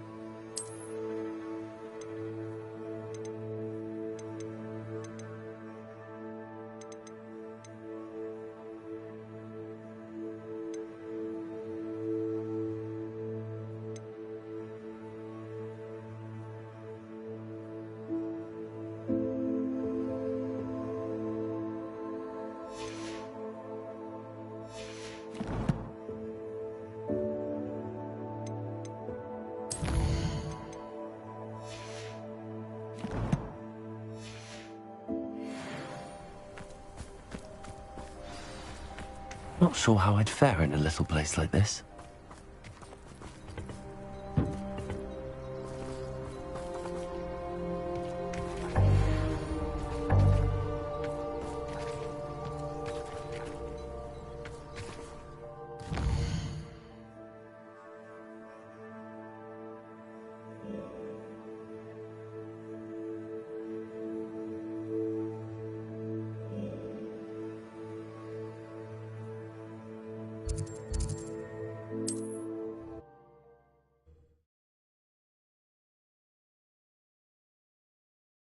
I've always said that travel broadens the mind.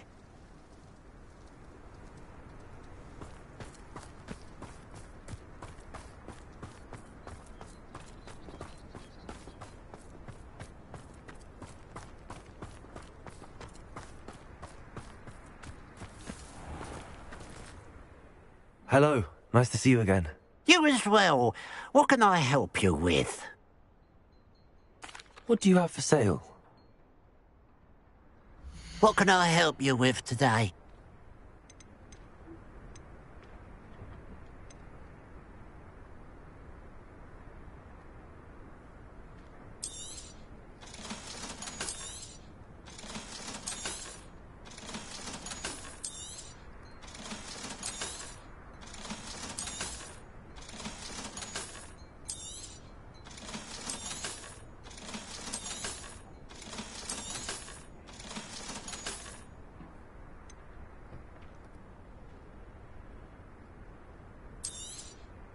Thank you for your patronage.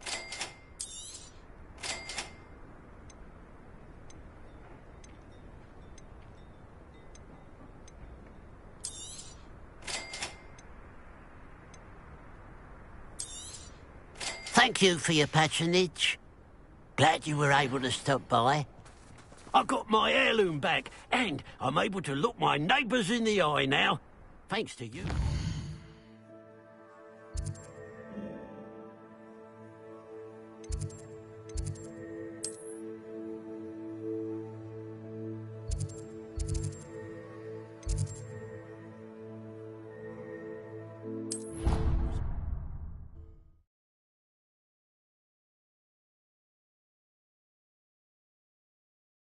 Handy resource indeed, your field guide. I'm most pleased to be included.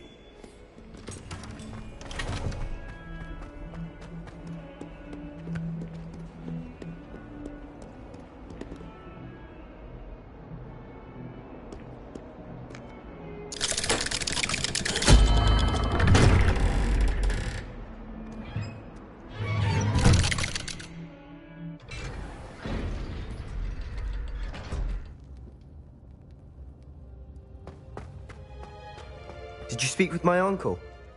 I wish I had better news about your uncle and Anne. Well, what did he say? I'm afraid he wants you nowhere near Feldcroft. Nor Anne. I had to stop that goblin from killing my sister.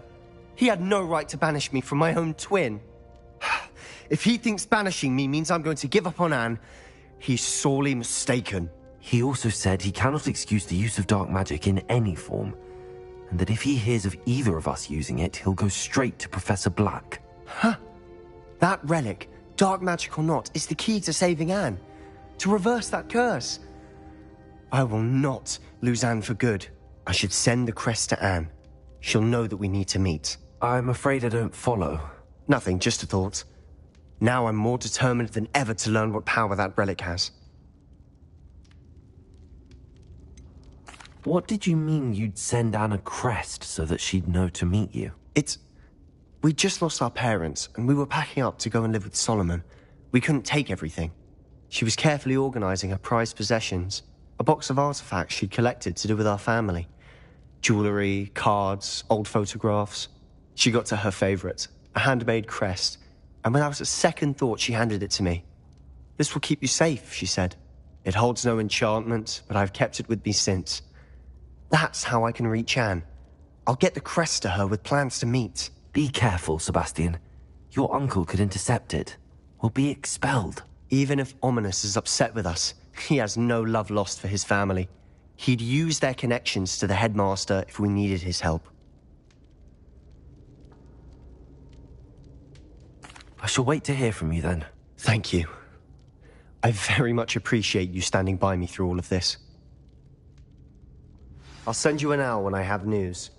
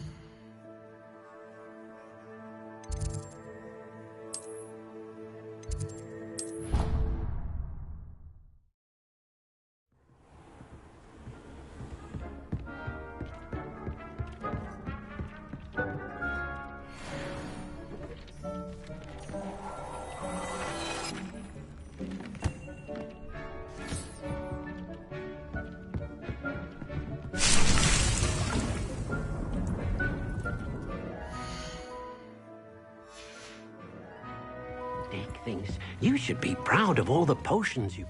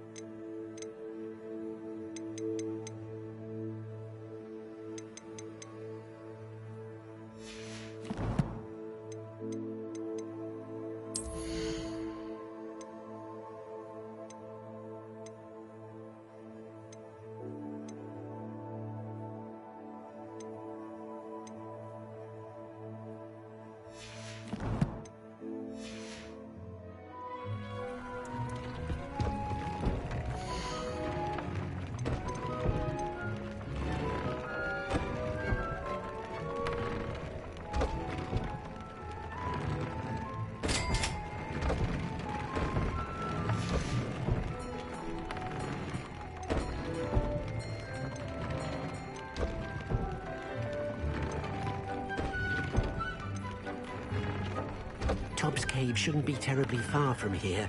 Deke has marked the area on your map.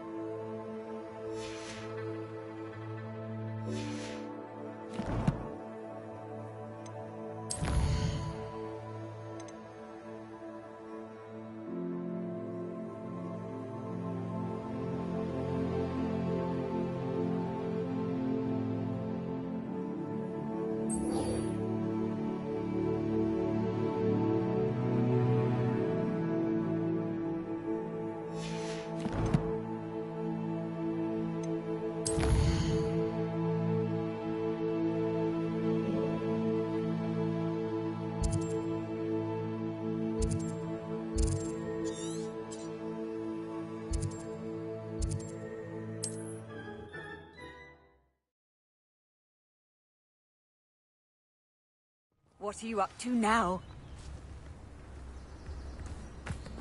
It's like a place right out of a storybook.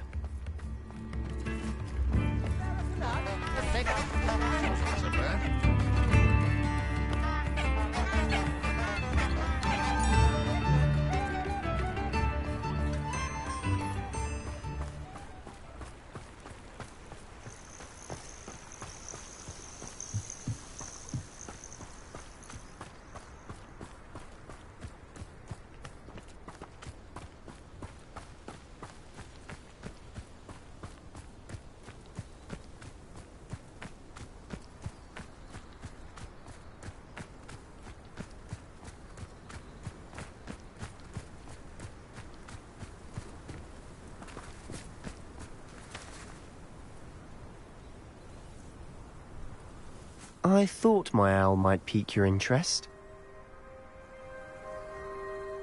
I came as soon as I could. I'd been so preoccupied by all that happened with Ominis and the catacomb, not to mention my uncle's reaction, that I'd almost forgotten what it was that struck me about that triptych. This is the view painted on the canvas that was left on it. That's incredible.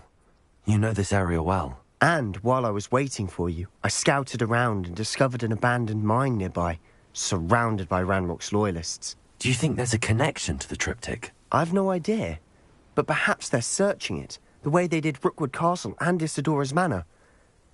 How do we want to handle this?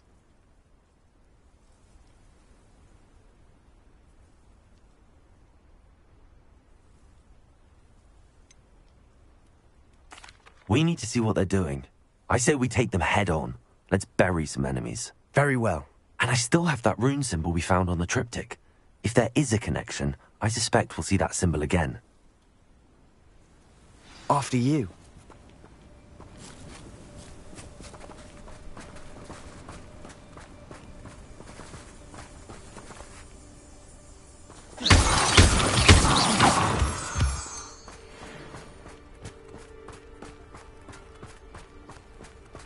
There they are up ahead. I'll let you lead. Ranrock's vision of goblins... No one enters this mine. Kill anyone who chooses.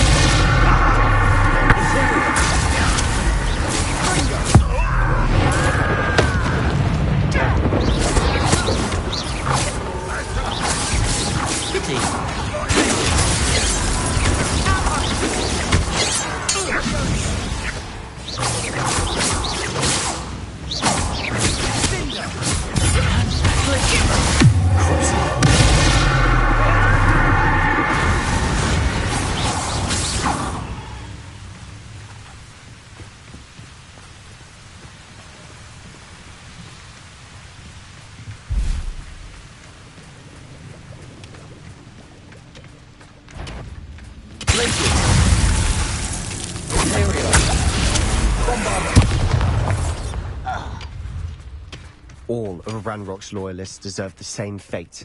Nice work. This is going well. We make a good team. We do at that. Once again, we could fight our way through, or be discreet.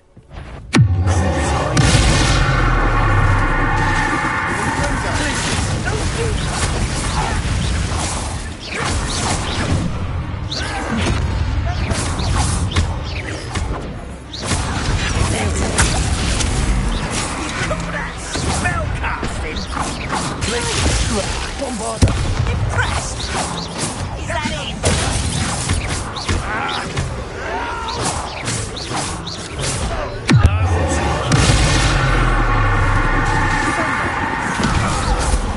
Pretty good. Yeah, you use that. Put me down! And the fun is over. Fun is a relative term. It is. And that was relatively fun.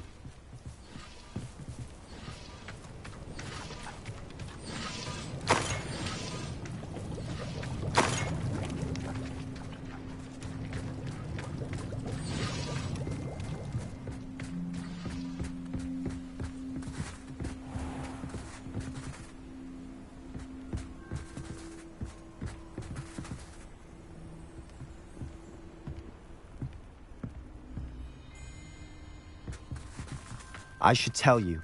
Rumor is this mine was closed long ago due to an infestation of spiders. How nice. Nothing I haven't seen before.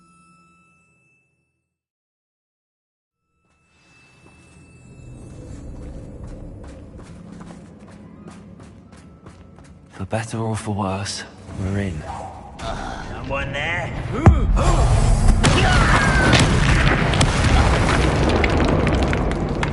This mine looks like a tomb. It was closed after accidents were reported. Now I see why.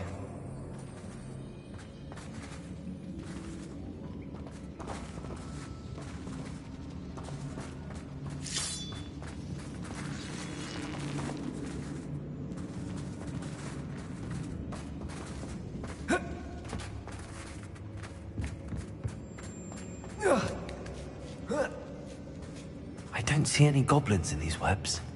Too disgusting for even a spider to prey on. Revelio.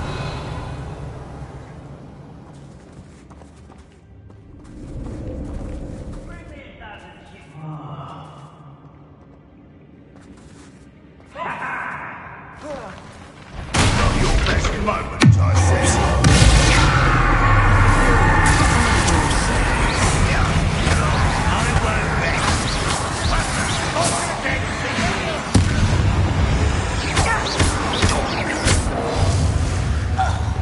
How many of Ranrock's loyalists are in here? Too many. They definitely think there's something here they want.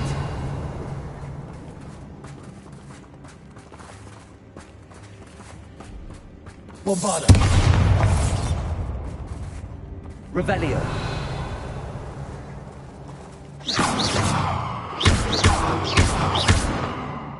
Bombarder. That ledge is awfully high. Any ideas?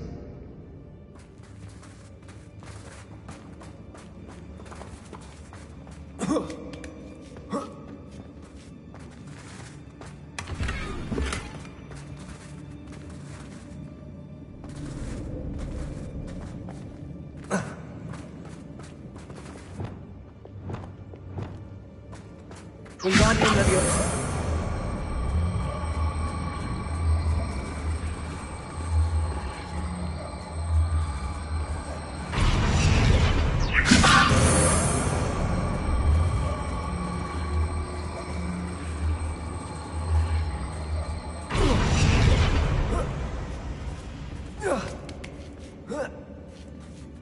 Revelio.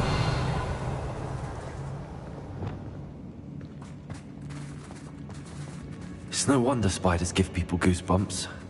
Could be the hairy legs, or soulless eyes, or the venomous fangs, or any number of endearing qualities, really.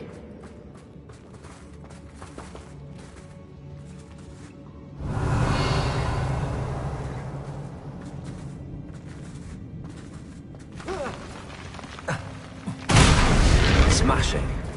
Should have thought to conjure stairs. Revelio.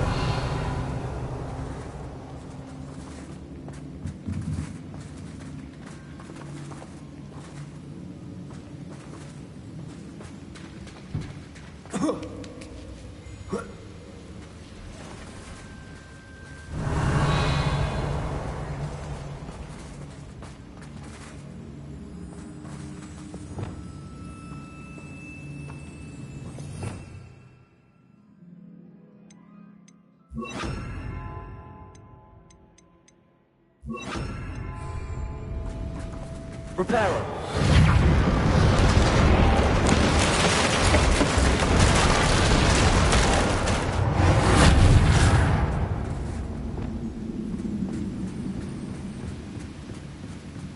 Revelio.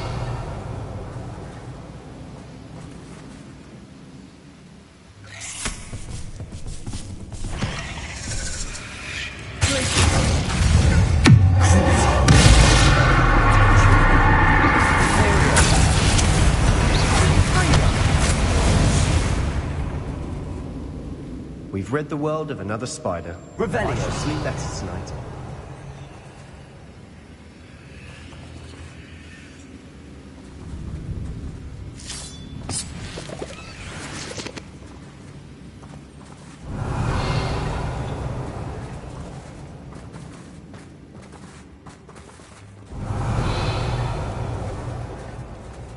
We're making quick work of them. Professor Hecat would be proud. She would at that. Ramrock's loyalists have all but declared war. Revelio.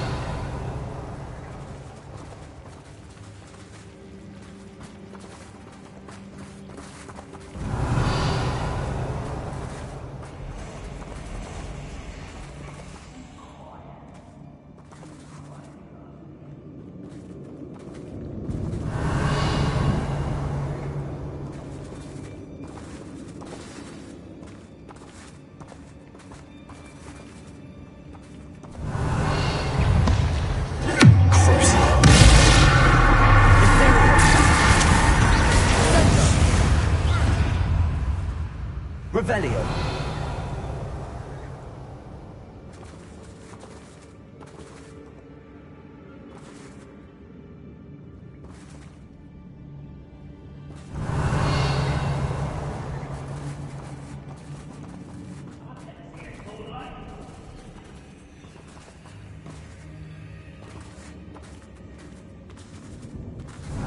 Still not seen a single rune symbol. I think we're going to be a bit distracted from runes for a moment.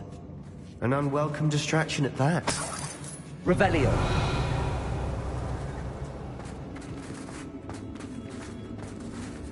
We have another fight on our hands.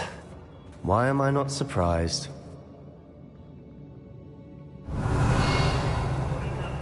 Pudding. Mistook you for a troll. One less human to wonder.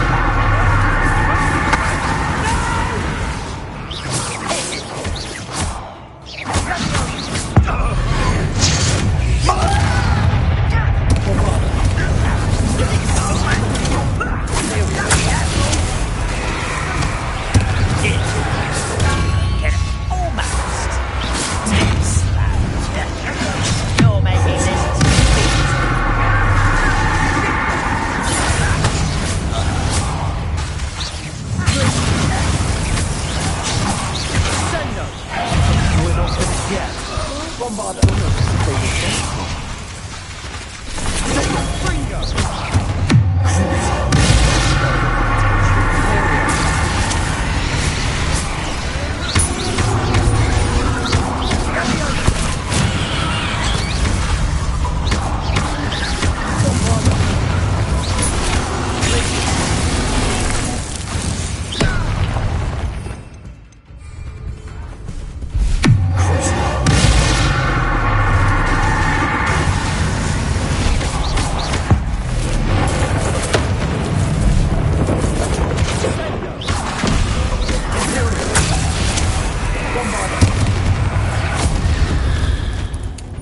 Certainly cleared the room. I don't know why Gryffindors get credit for bravery. We Slytherins are teeming with it. And we're much more fun to fight with. Revelio.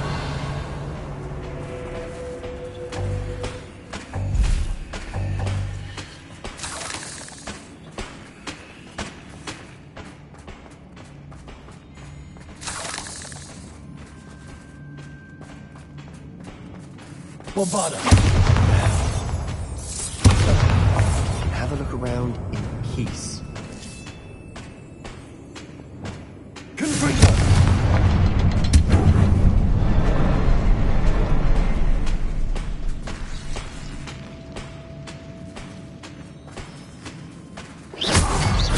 Symbol. Above the cabin door. Ranrock's loyalists never knew to look for it.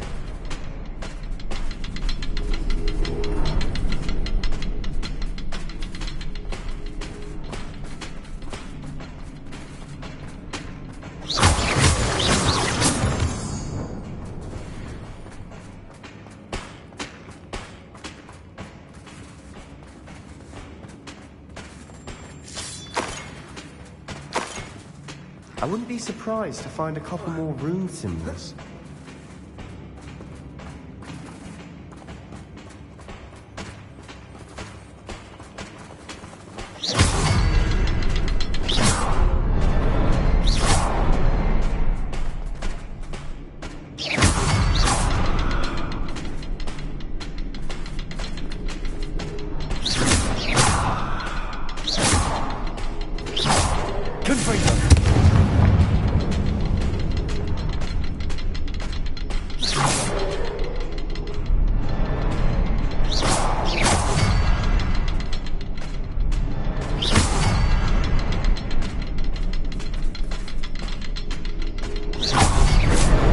Wasn't expecting that.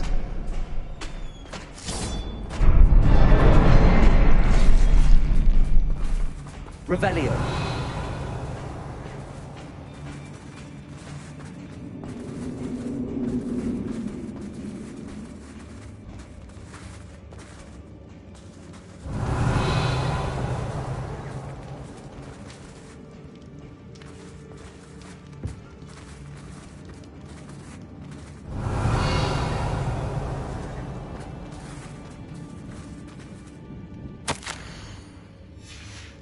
What do you have there?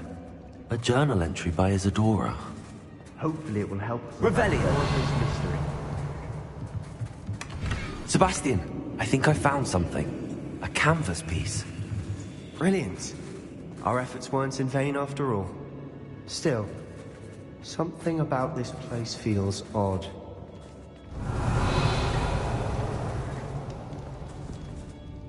If the triptych led us here to find this bit of canvas, we can probably assume that Isadora Morganach was here. She seems to have been everywhere. But if she was using the Undercroft, and the cellar beneath her manor in Feldcroft, why would she create this space? And why hide it behind cryptic rune symbols? And ancient magic that no one but you could see? Isadora and Percival Rackham, another of the Keepers, could see traces of ancient magic too. Rackham? I haven't heard his name before. Here's are some of the memories I've seen. I don't think he and Isadora saw eye to eye on how this magic should be used. This is all rather baffling. Let's take the canvas back to the triptych. Perhaps the answers are there. This place is odd, to be sure, but I'm fascinated by it. Now, for the trek back out of here and to Hogwarts. Unless we can find another passageway to the Undercroft. Let's have a look around. Revelio.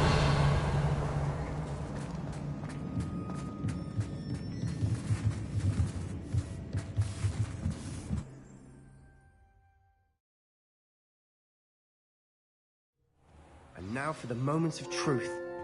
It has to fit.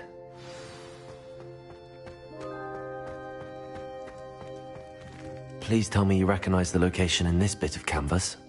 The good news is I do, in fact. And the bad news? We're in for more trouble. I know that coast. Ranrock has taken over a huge mine in the surrounding area. Mornweem has suffered for it. It's as bad as Feldcroft's become. Should we head there now? We should wait. Why? All this time, we've been a step behind Ranrock. I may know someone who could help us get ahead. Who is that?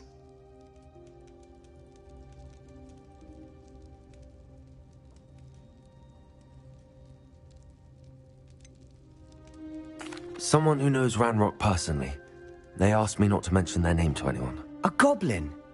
Tell me I'm wrong. You know goblins cursed my sister to shut her up. Said she should be seen and not heard. I do, but not all goblins Not all goblins what? Have you forgotten Feldcroft? Have you forgotten the mine we just went through? No, Sebastian, I haven't. You're not listening to me. Why would I listen to someone so ignorant? You don't know what you're saying. Take a breath for a moment. Oh, I know precisely what I'm saying. Unbelievable.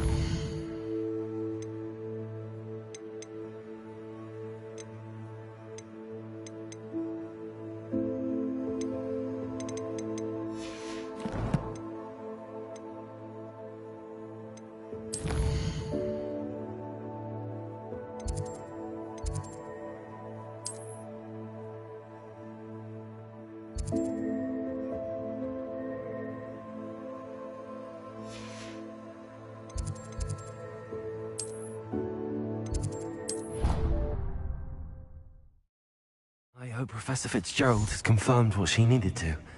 I have to complete the next trial as soon as I can.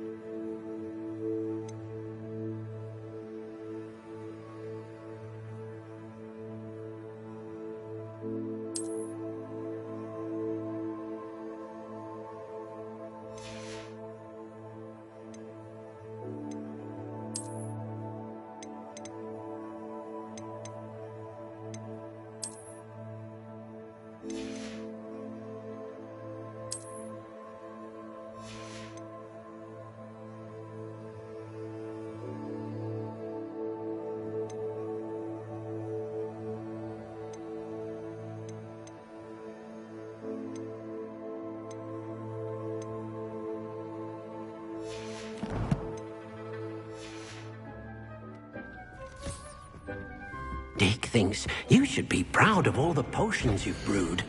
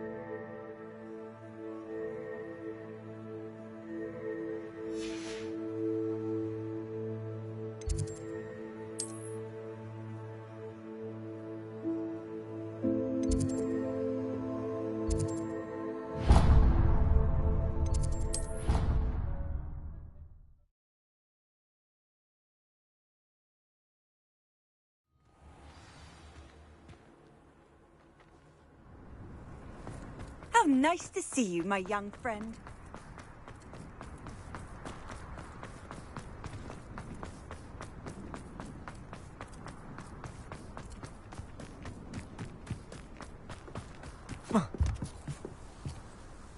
Hello. Are you here for Summoner's Court? That I am. Don't expect to be as lucky here as you were in Crossed Wands. Speaking of which, care to play a match? Of course, Charlotte. Then may the best summoner win.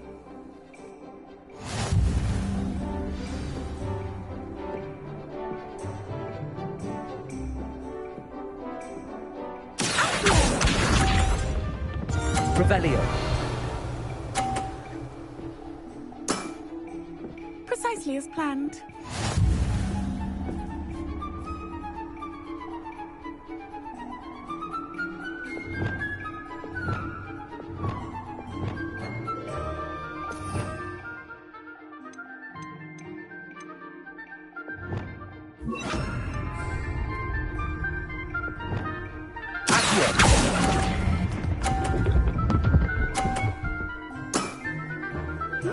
Nice technique.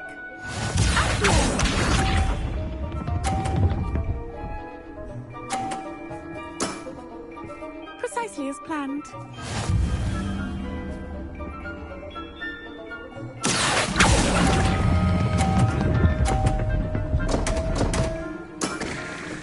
Such grace.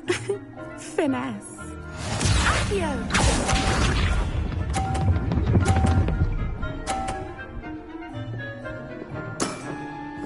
Precisely as planned.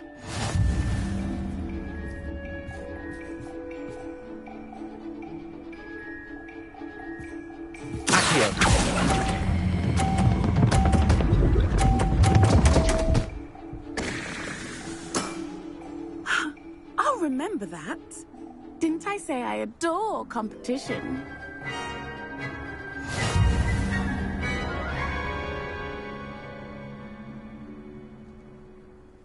Hard luck. Care for another round? Absolutely. Don't count me out yet. That's the spirit.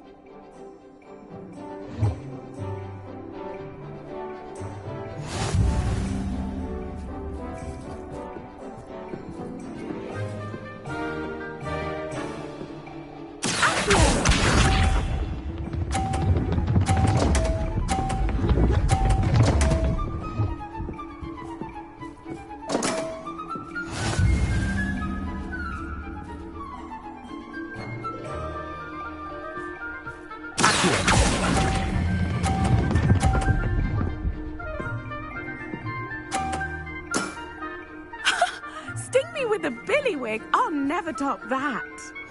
Accio.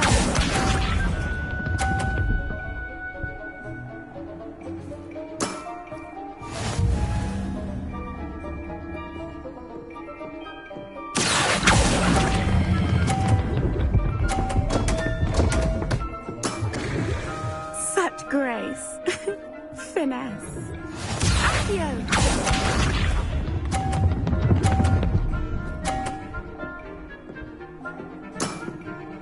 Precisely as planned.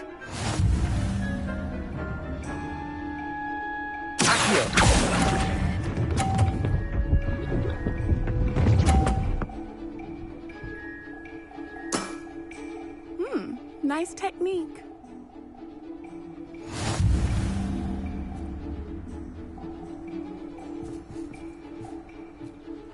Hard luck. Care for another round? Absolutely. Don't count me out yet. That's the spirit.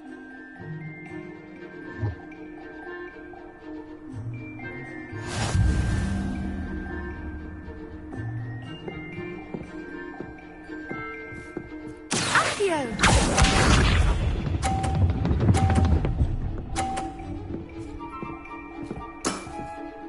Precisely as planned.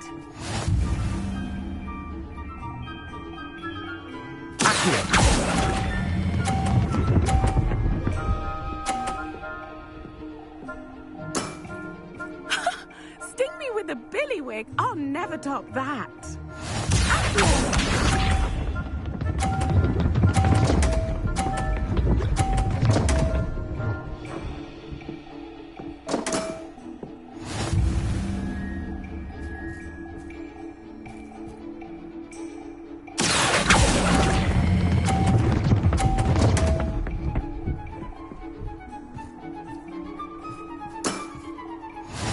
Accio!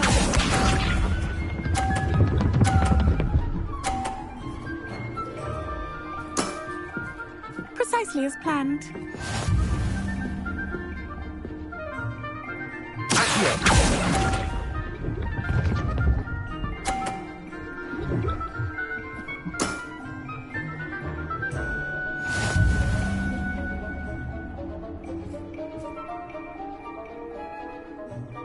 Hard luck.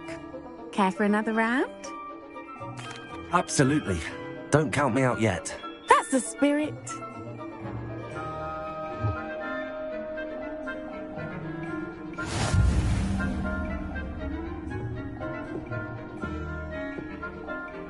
Accio!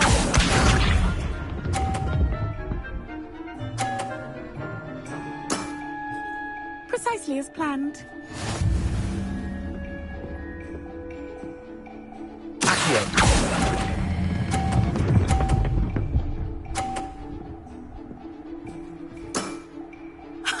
Sting me with a billywig. I'll never top that.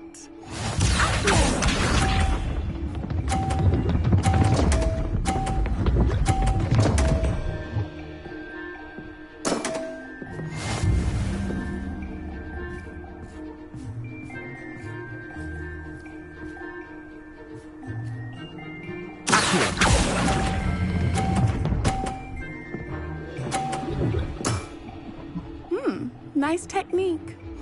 Accio!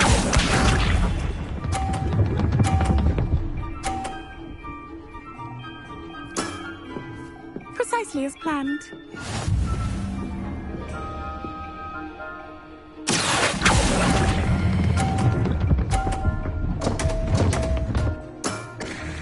Such grace.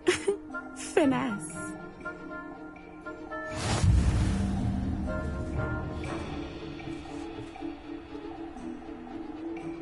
Hard luck. Care for another round? Absolutely. Don't count me out yet. That's the spirit.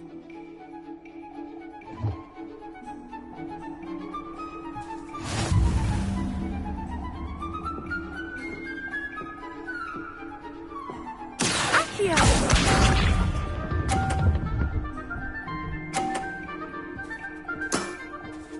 Precisely as planned.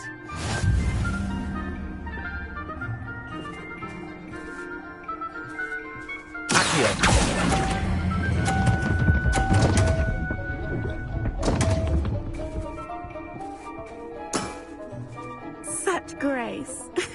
Finesse. Accio!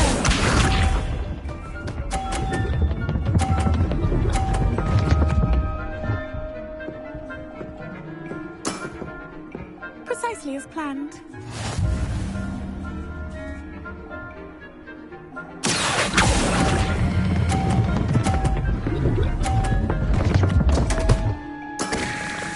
Such grace. Finesse. Accio!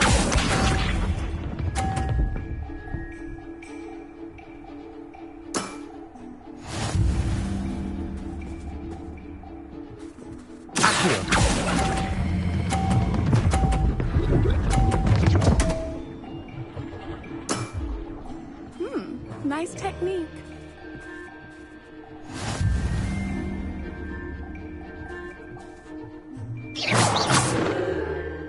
Hard luck. Care for another round? Absolutely. Don't count me out yet. That's the spirit.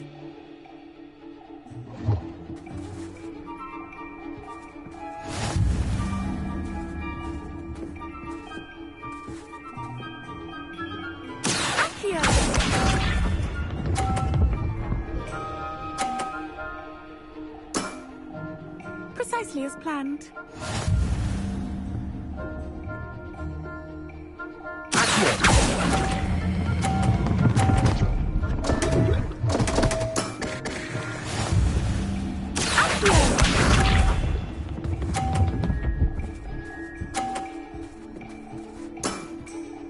Precisely as planned.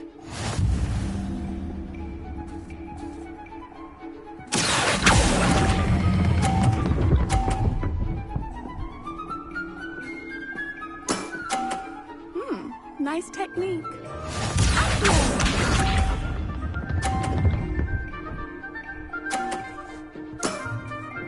Precisely as planned.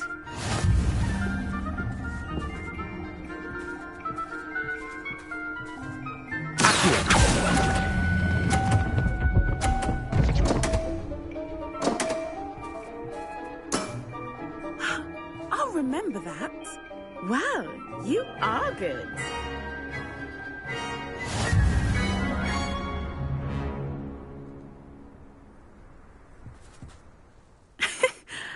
I'm not too proud to admit when I've lost. Where did you learn to play like that? I play by intuition, natural skill and all that. That's been my strategy. I suppose it only gets you so far, though. Well, you've only one opponent left now. I won't say more than that, but let's just say he's the best for a reason.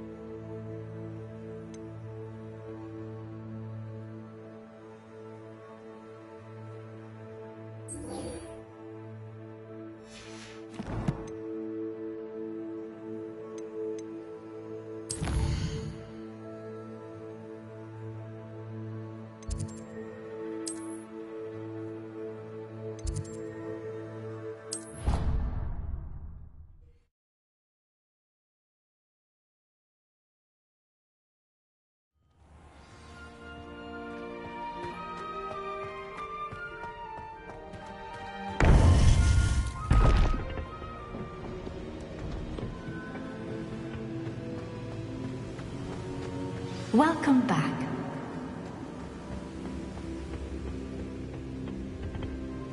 Hello, Professor.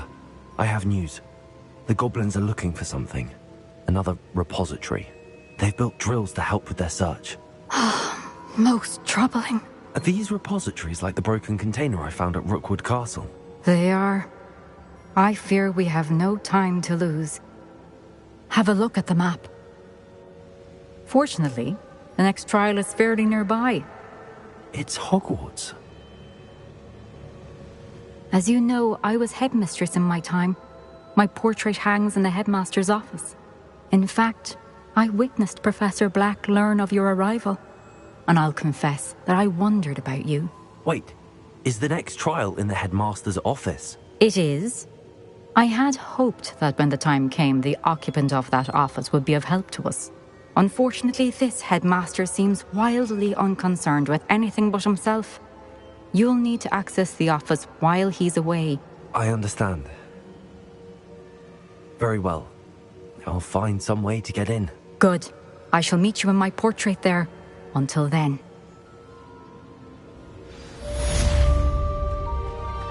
How will I gain access to the headmaster's office? Perhaps Professor Fig will know what to do.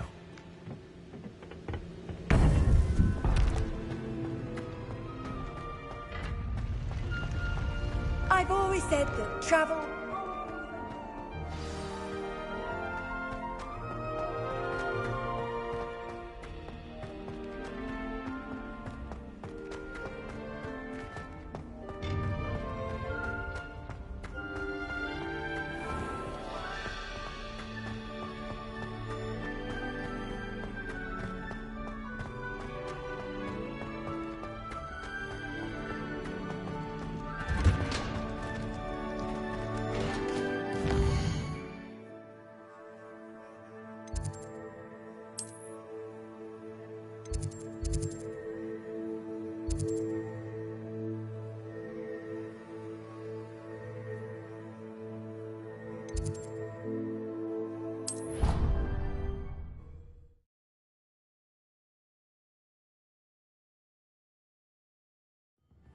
She did say that. I thought she did. I hope you know that it isn't true.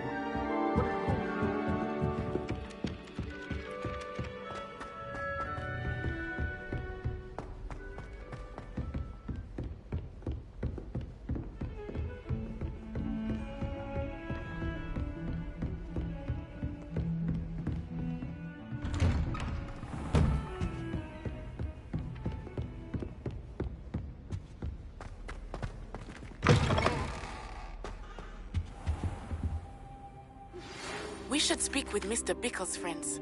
I believe I can sneak away without drawing my mother's eye. Meet me near Hogsmeade, and we will devise a plan. Professor Fig, the Keepers have shown me where the next trial is. Has something changed? Lodgok and I have learned that the goblins are searching for another repository, like the one we saw at Rookwood Castle. And I discovered that they're building massive drills to help in their search. Professor Fitzgerald seemed very concerned. I see.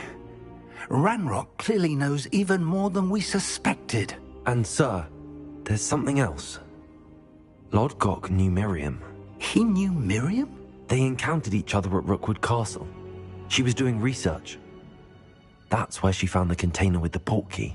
He liked her so much that he let her leave with it, despite orders from Ranrock. I don't know what to say. She could win over almost anyone. I want to hear more of this. And, in fact, I'd like to speak with Lodgok directly.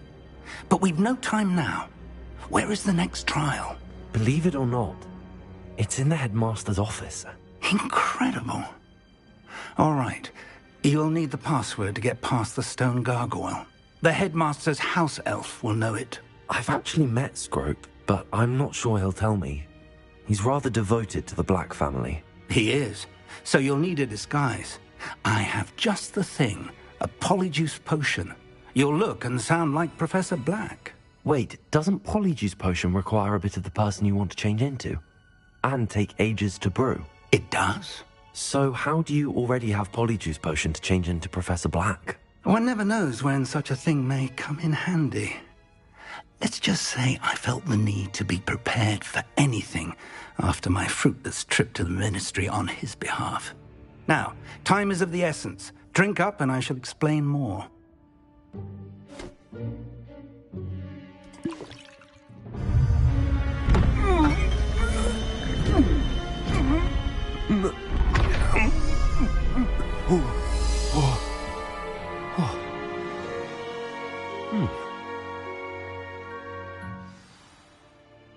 How do you feel? Incredible. I won't forget that taste anytime soon. How do I sound? Convincing. I've taken the liberty of transfiguring your robes. As we discussed, you'll need the password from Scrope, who could be anywhere in the castle. You might look for Professor Kagawa. She's taken to badgering the poor elf about Quidditch in the hopes that he can convince Black to change his mind. Thus far, unsuccessfully. I see.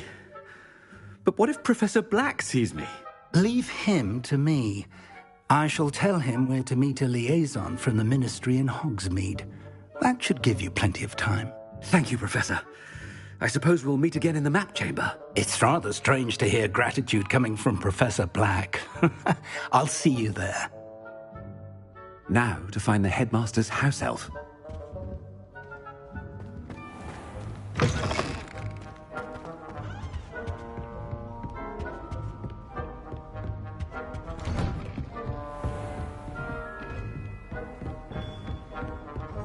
Do you have a moment, Professor?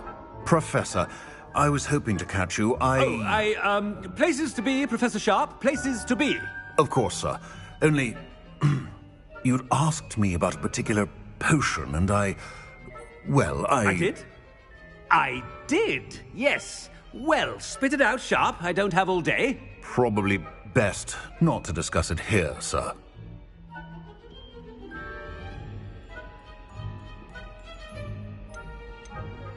I assure you, Sharp, you may speak freely. Very well. I've brewed the cure for boils you wanted. I can drop it by your office when it's convenient. Of course, yes. No need for all the cloak and dagger. Simply have a student deliver it. A student. Very well, sir, if you insist. I do. And thank you, Sharp. I just hope you've brewed enough for all my boils. Now, to determine which student gets this rather... If you must speak with me, consult my secretaries or what have you. Now move along.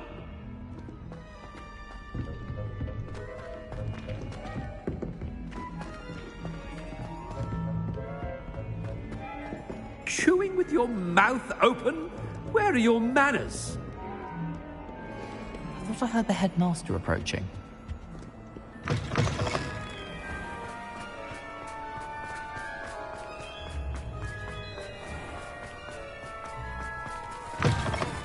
Greetings! I mean, out of my way, children.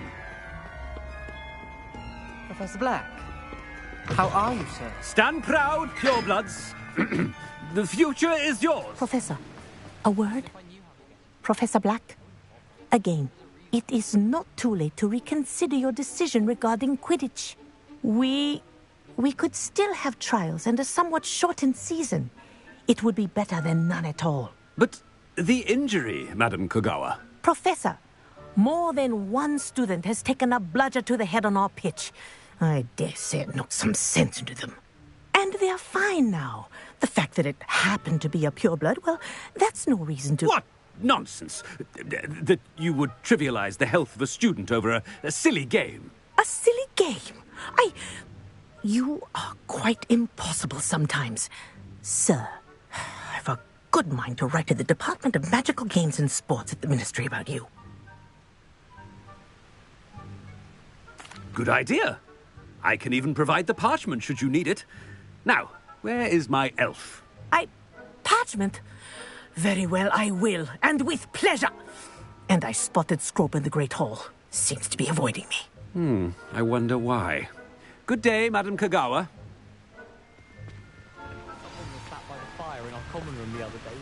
What did we do to deserve him as a headmaster? You call that a shine on those boots? Do better!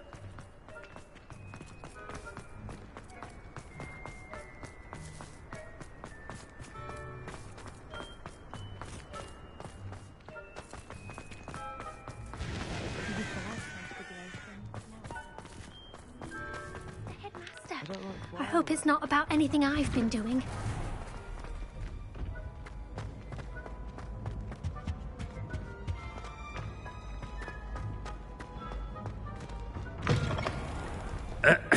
I wonder almost daily why I accepted this appointment from the Ministry. Professor, I need to speak to you. Hello, Professor Black. Ah, Professor Weasley. How delightful to see you. Sir? Since I have you here, I wonder if I might, speak with you about Professor Fig. Oh, very well. I've decided to give him a bit more, leeway with his time. Leeway, Professor? Are you sure that's wise? I confess I do worry for his students. He's rarely here as it is. Ah, well, yes. He's handling some official ministry business for me. I see. But, sir, if I may, I am wary of how much time the new fifth year seems to be spending away from the castle, supposedly on Professor Fig's behalf. I've heard unsettling rumors of their escapades. Everything from sneaking into the Forbidden Forest to confronting Ranrock's loyalists and Rookwood's lot. What? Goodness. You cannot believe everything you hear, Professor. No, you cannot. I mean, I shall keep an eye on Fig. You simply keep doing the wonderful job that you're doing. Simply wonderful. Thank you. But I'm happy to look into... Good. That'll be all, Weasley. I mean, Professor Weasley. Good day. A wonderful job. Leeway for Professor Fig. I shall never understand that man. That ought to give Professor Fig some breathing room. Scrope's as hard a worker as any house elf. Scrope! Oh, greetings, Master. Remind me of the password to my office. Oh, but Master made Scrope swear never to tell anyone, even Master himself. How dare you question me? I've a mind to give you a matching set of ears. Yes, sir. Of course, sir. Scrope begs forgiveness. It is the Black family motto, Master. Right. Of course. Master does remember it.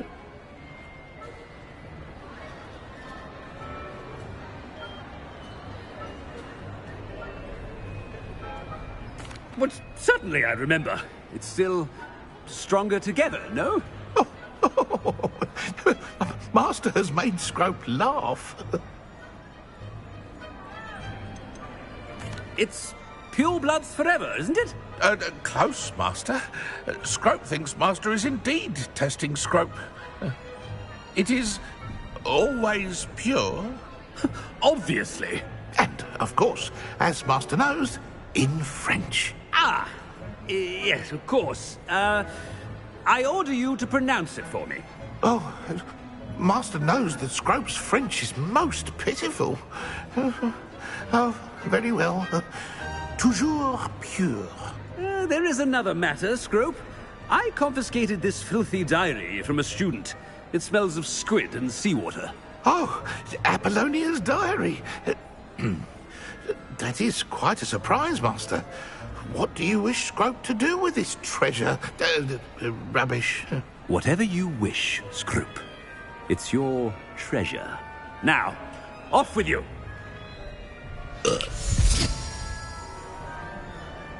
The Polyjuice potion's wearing off. I best get out of sight.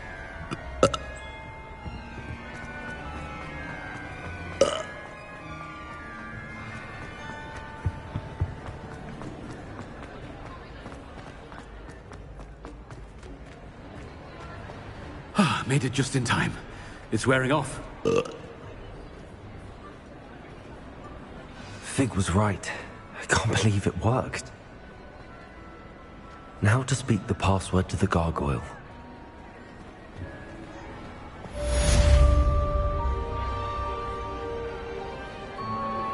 I think I know how and where to approach the centaurs about protecting the Snidgets.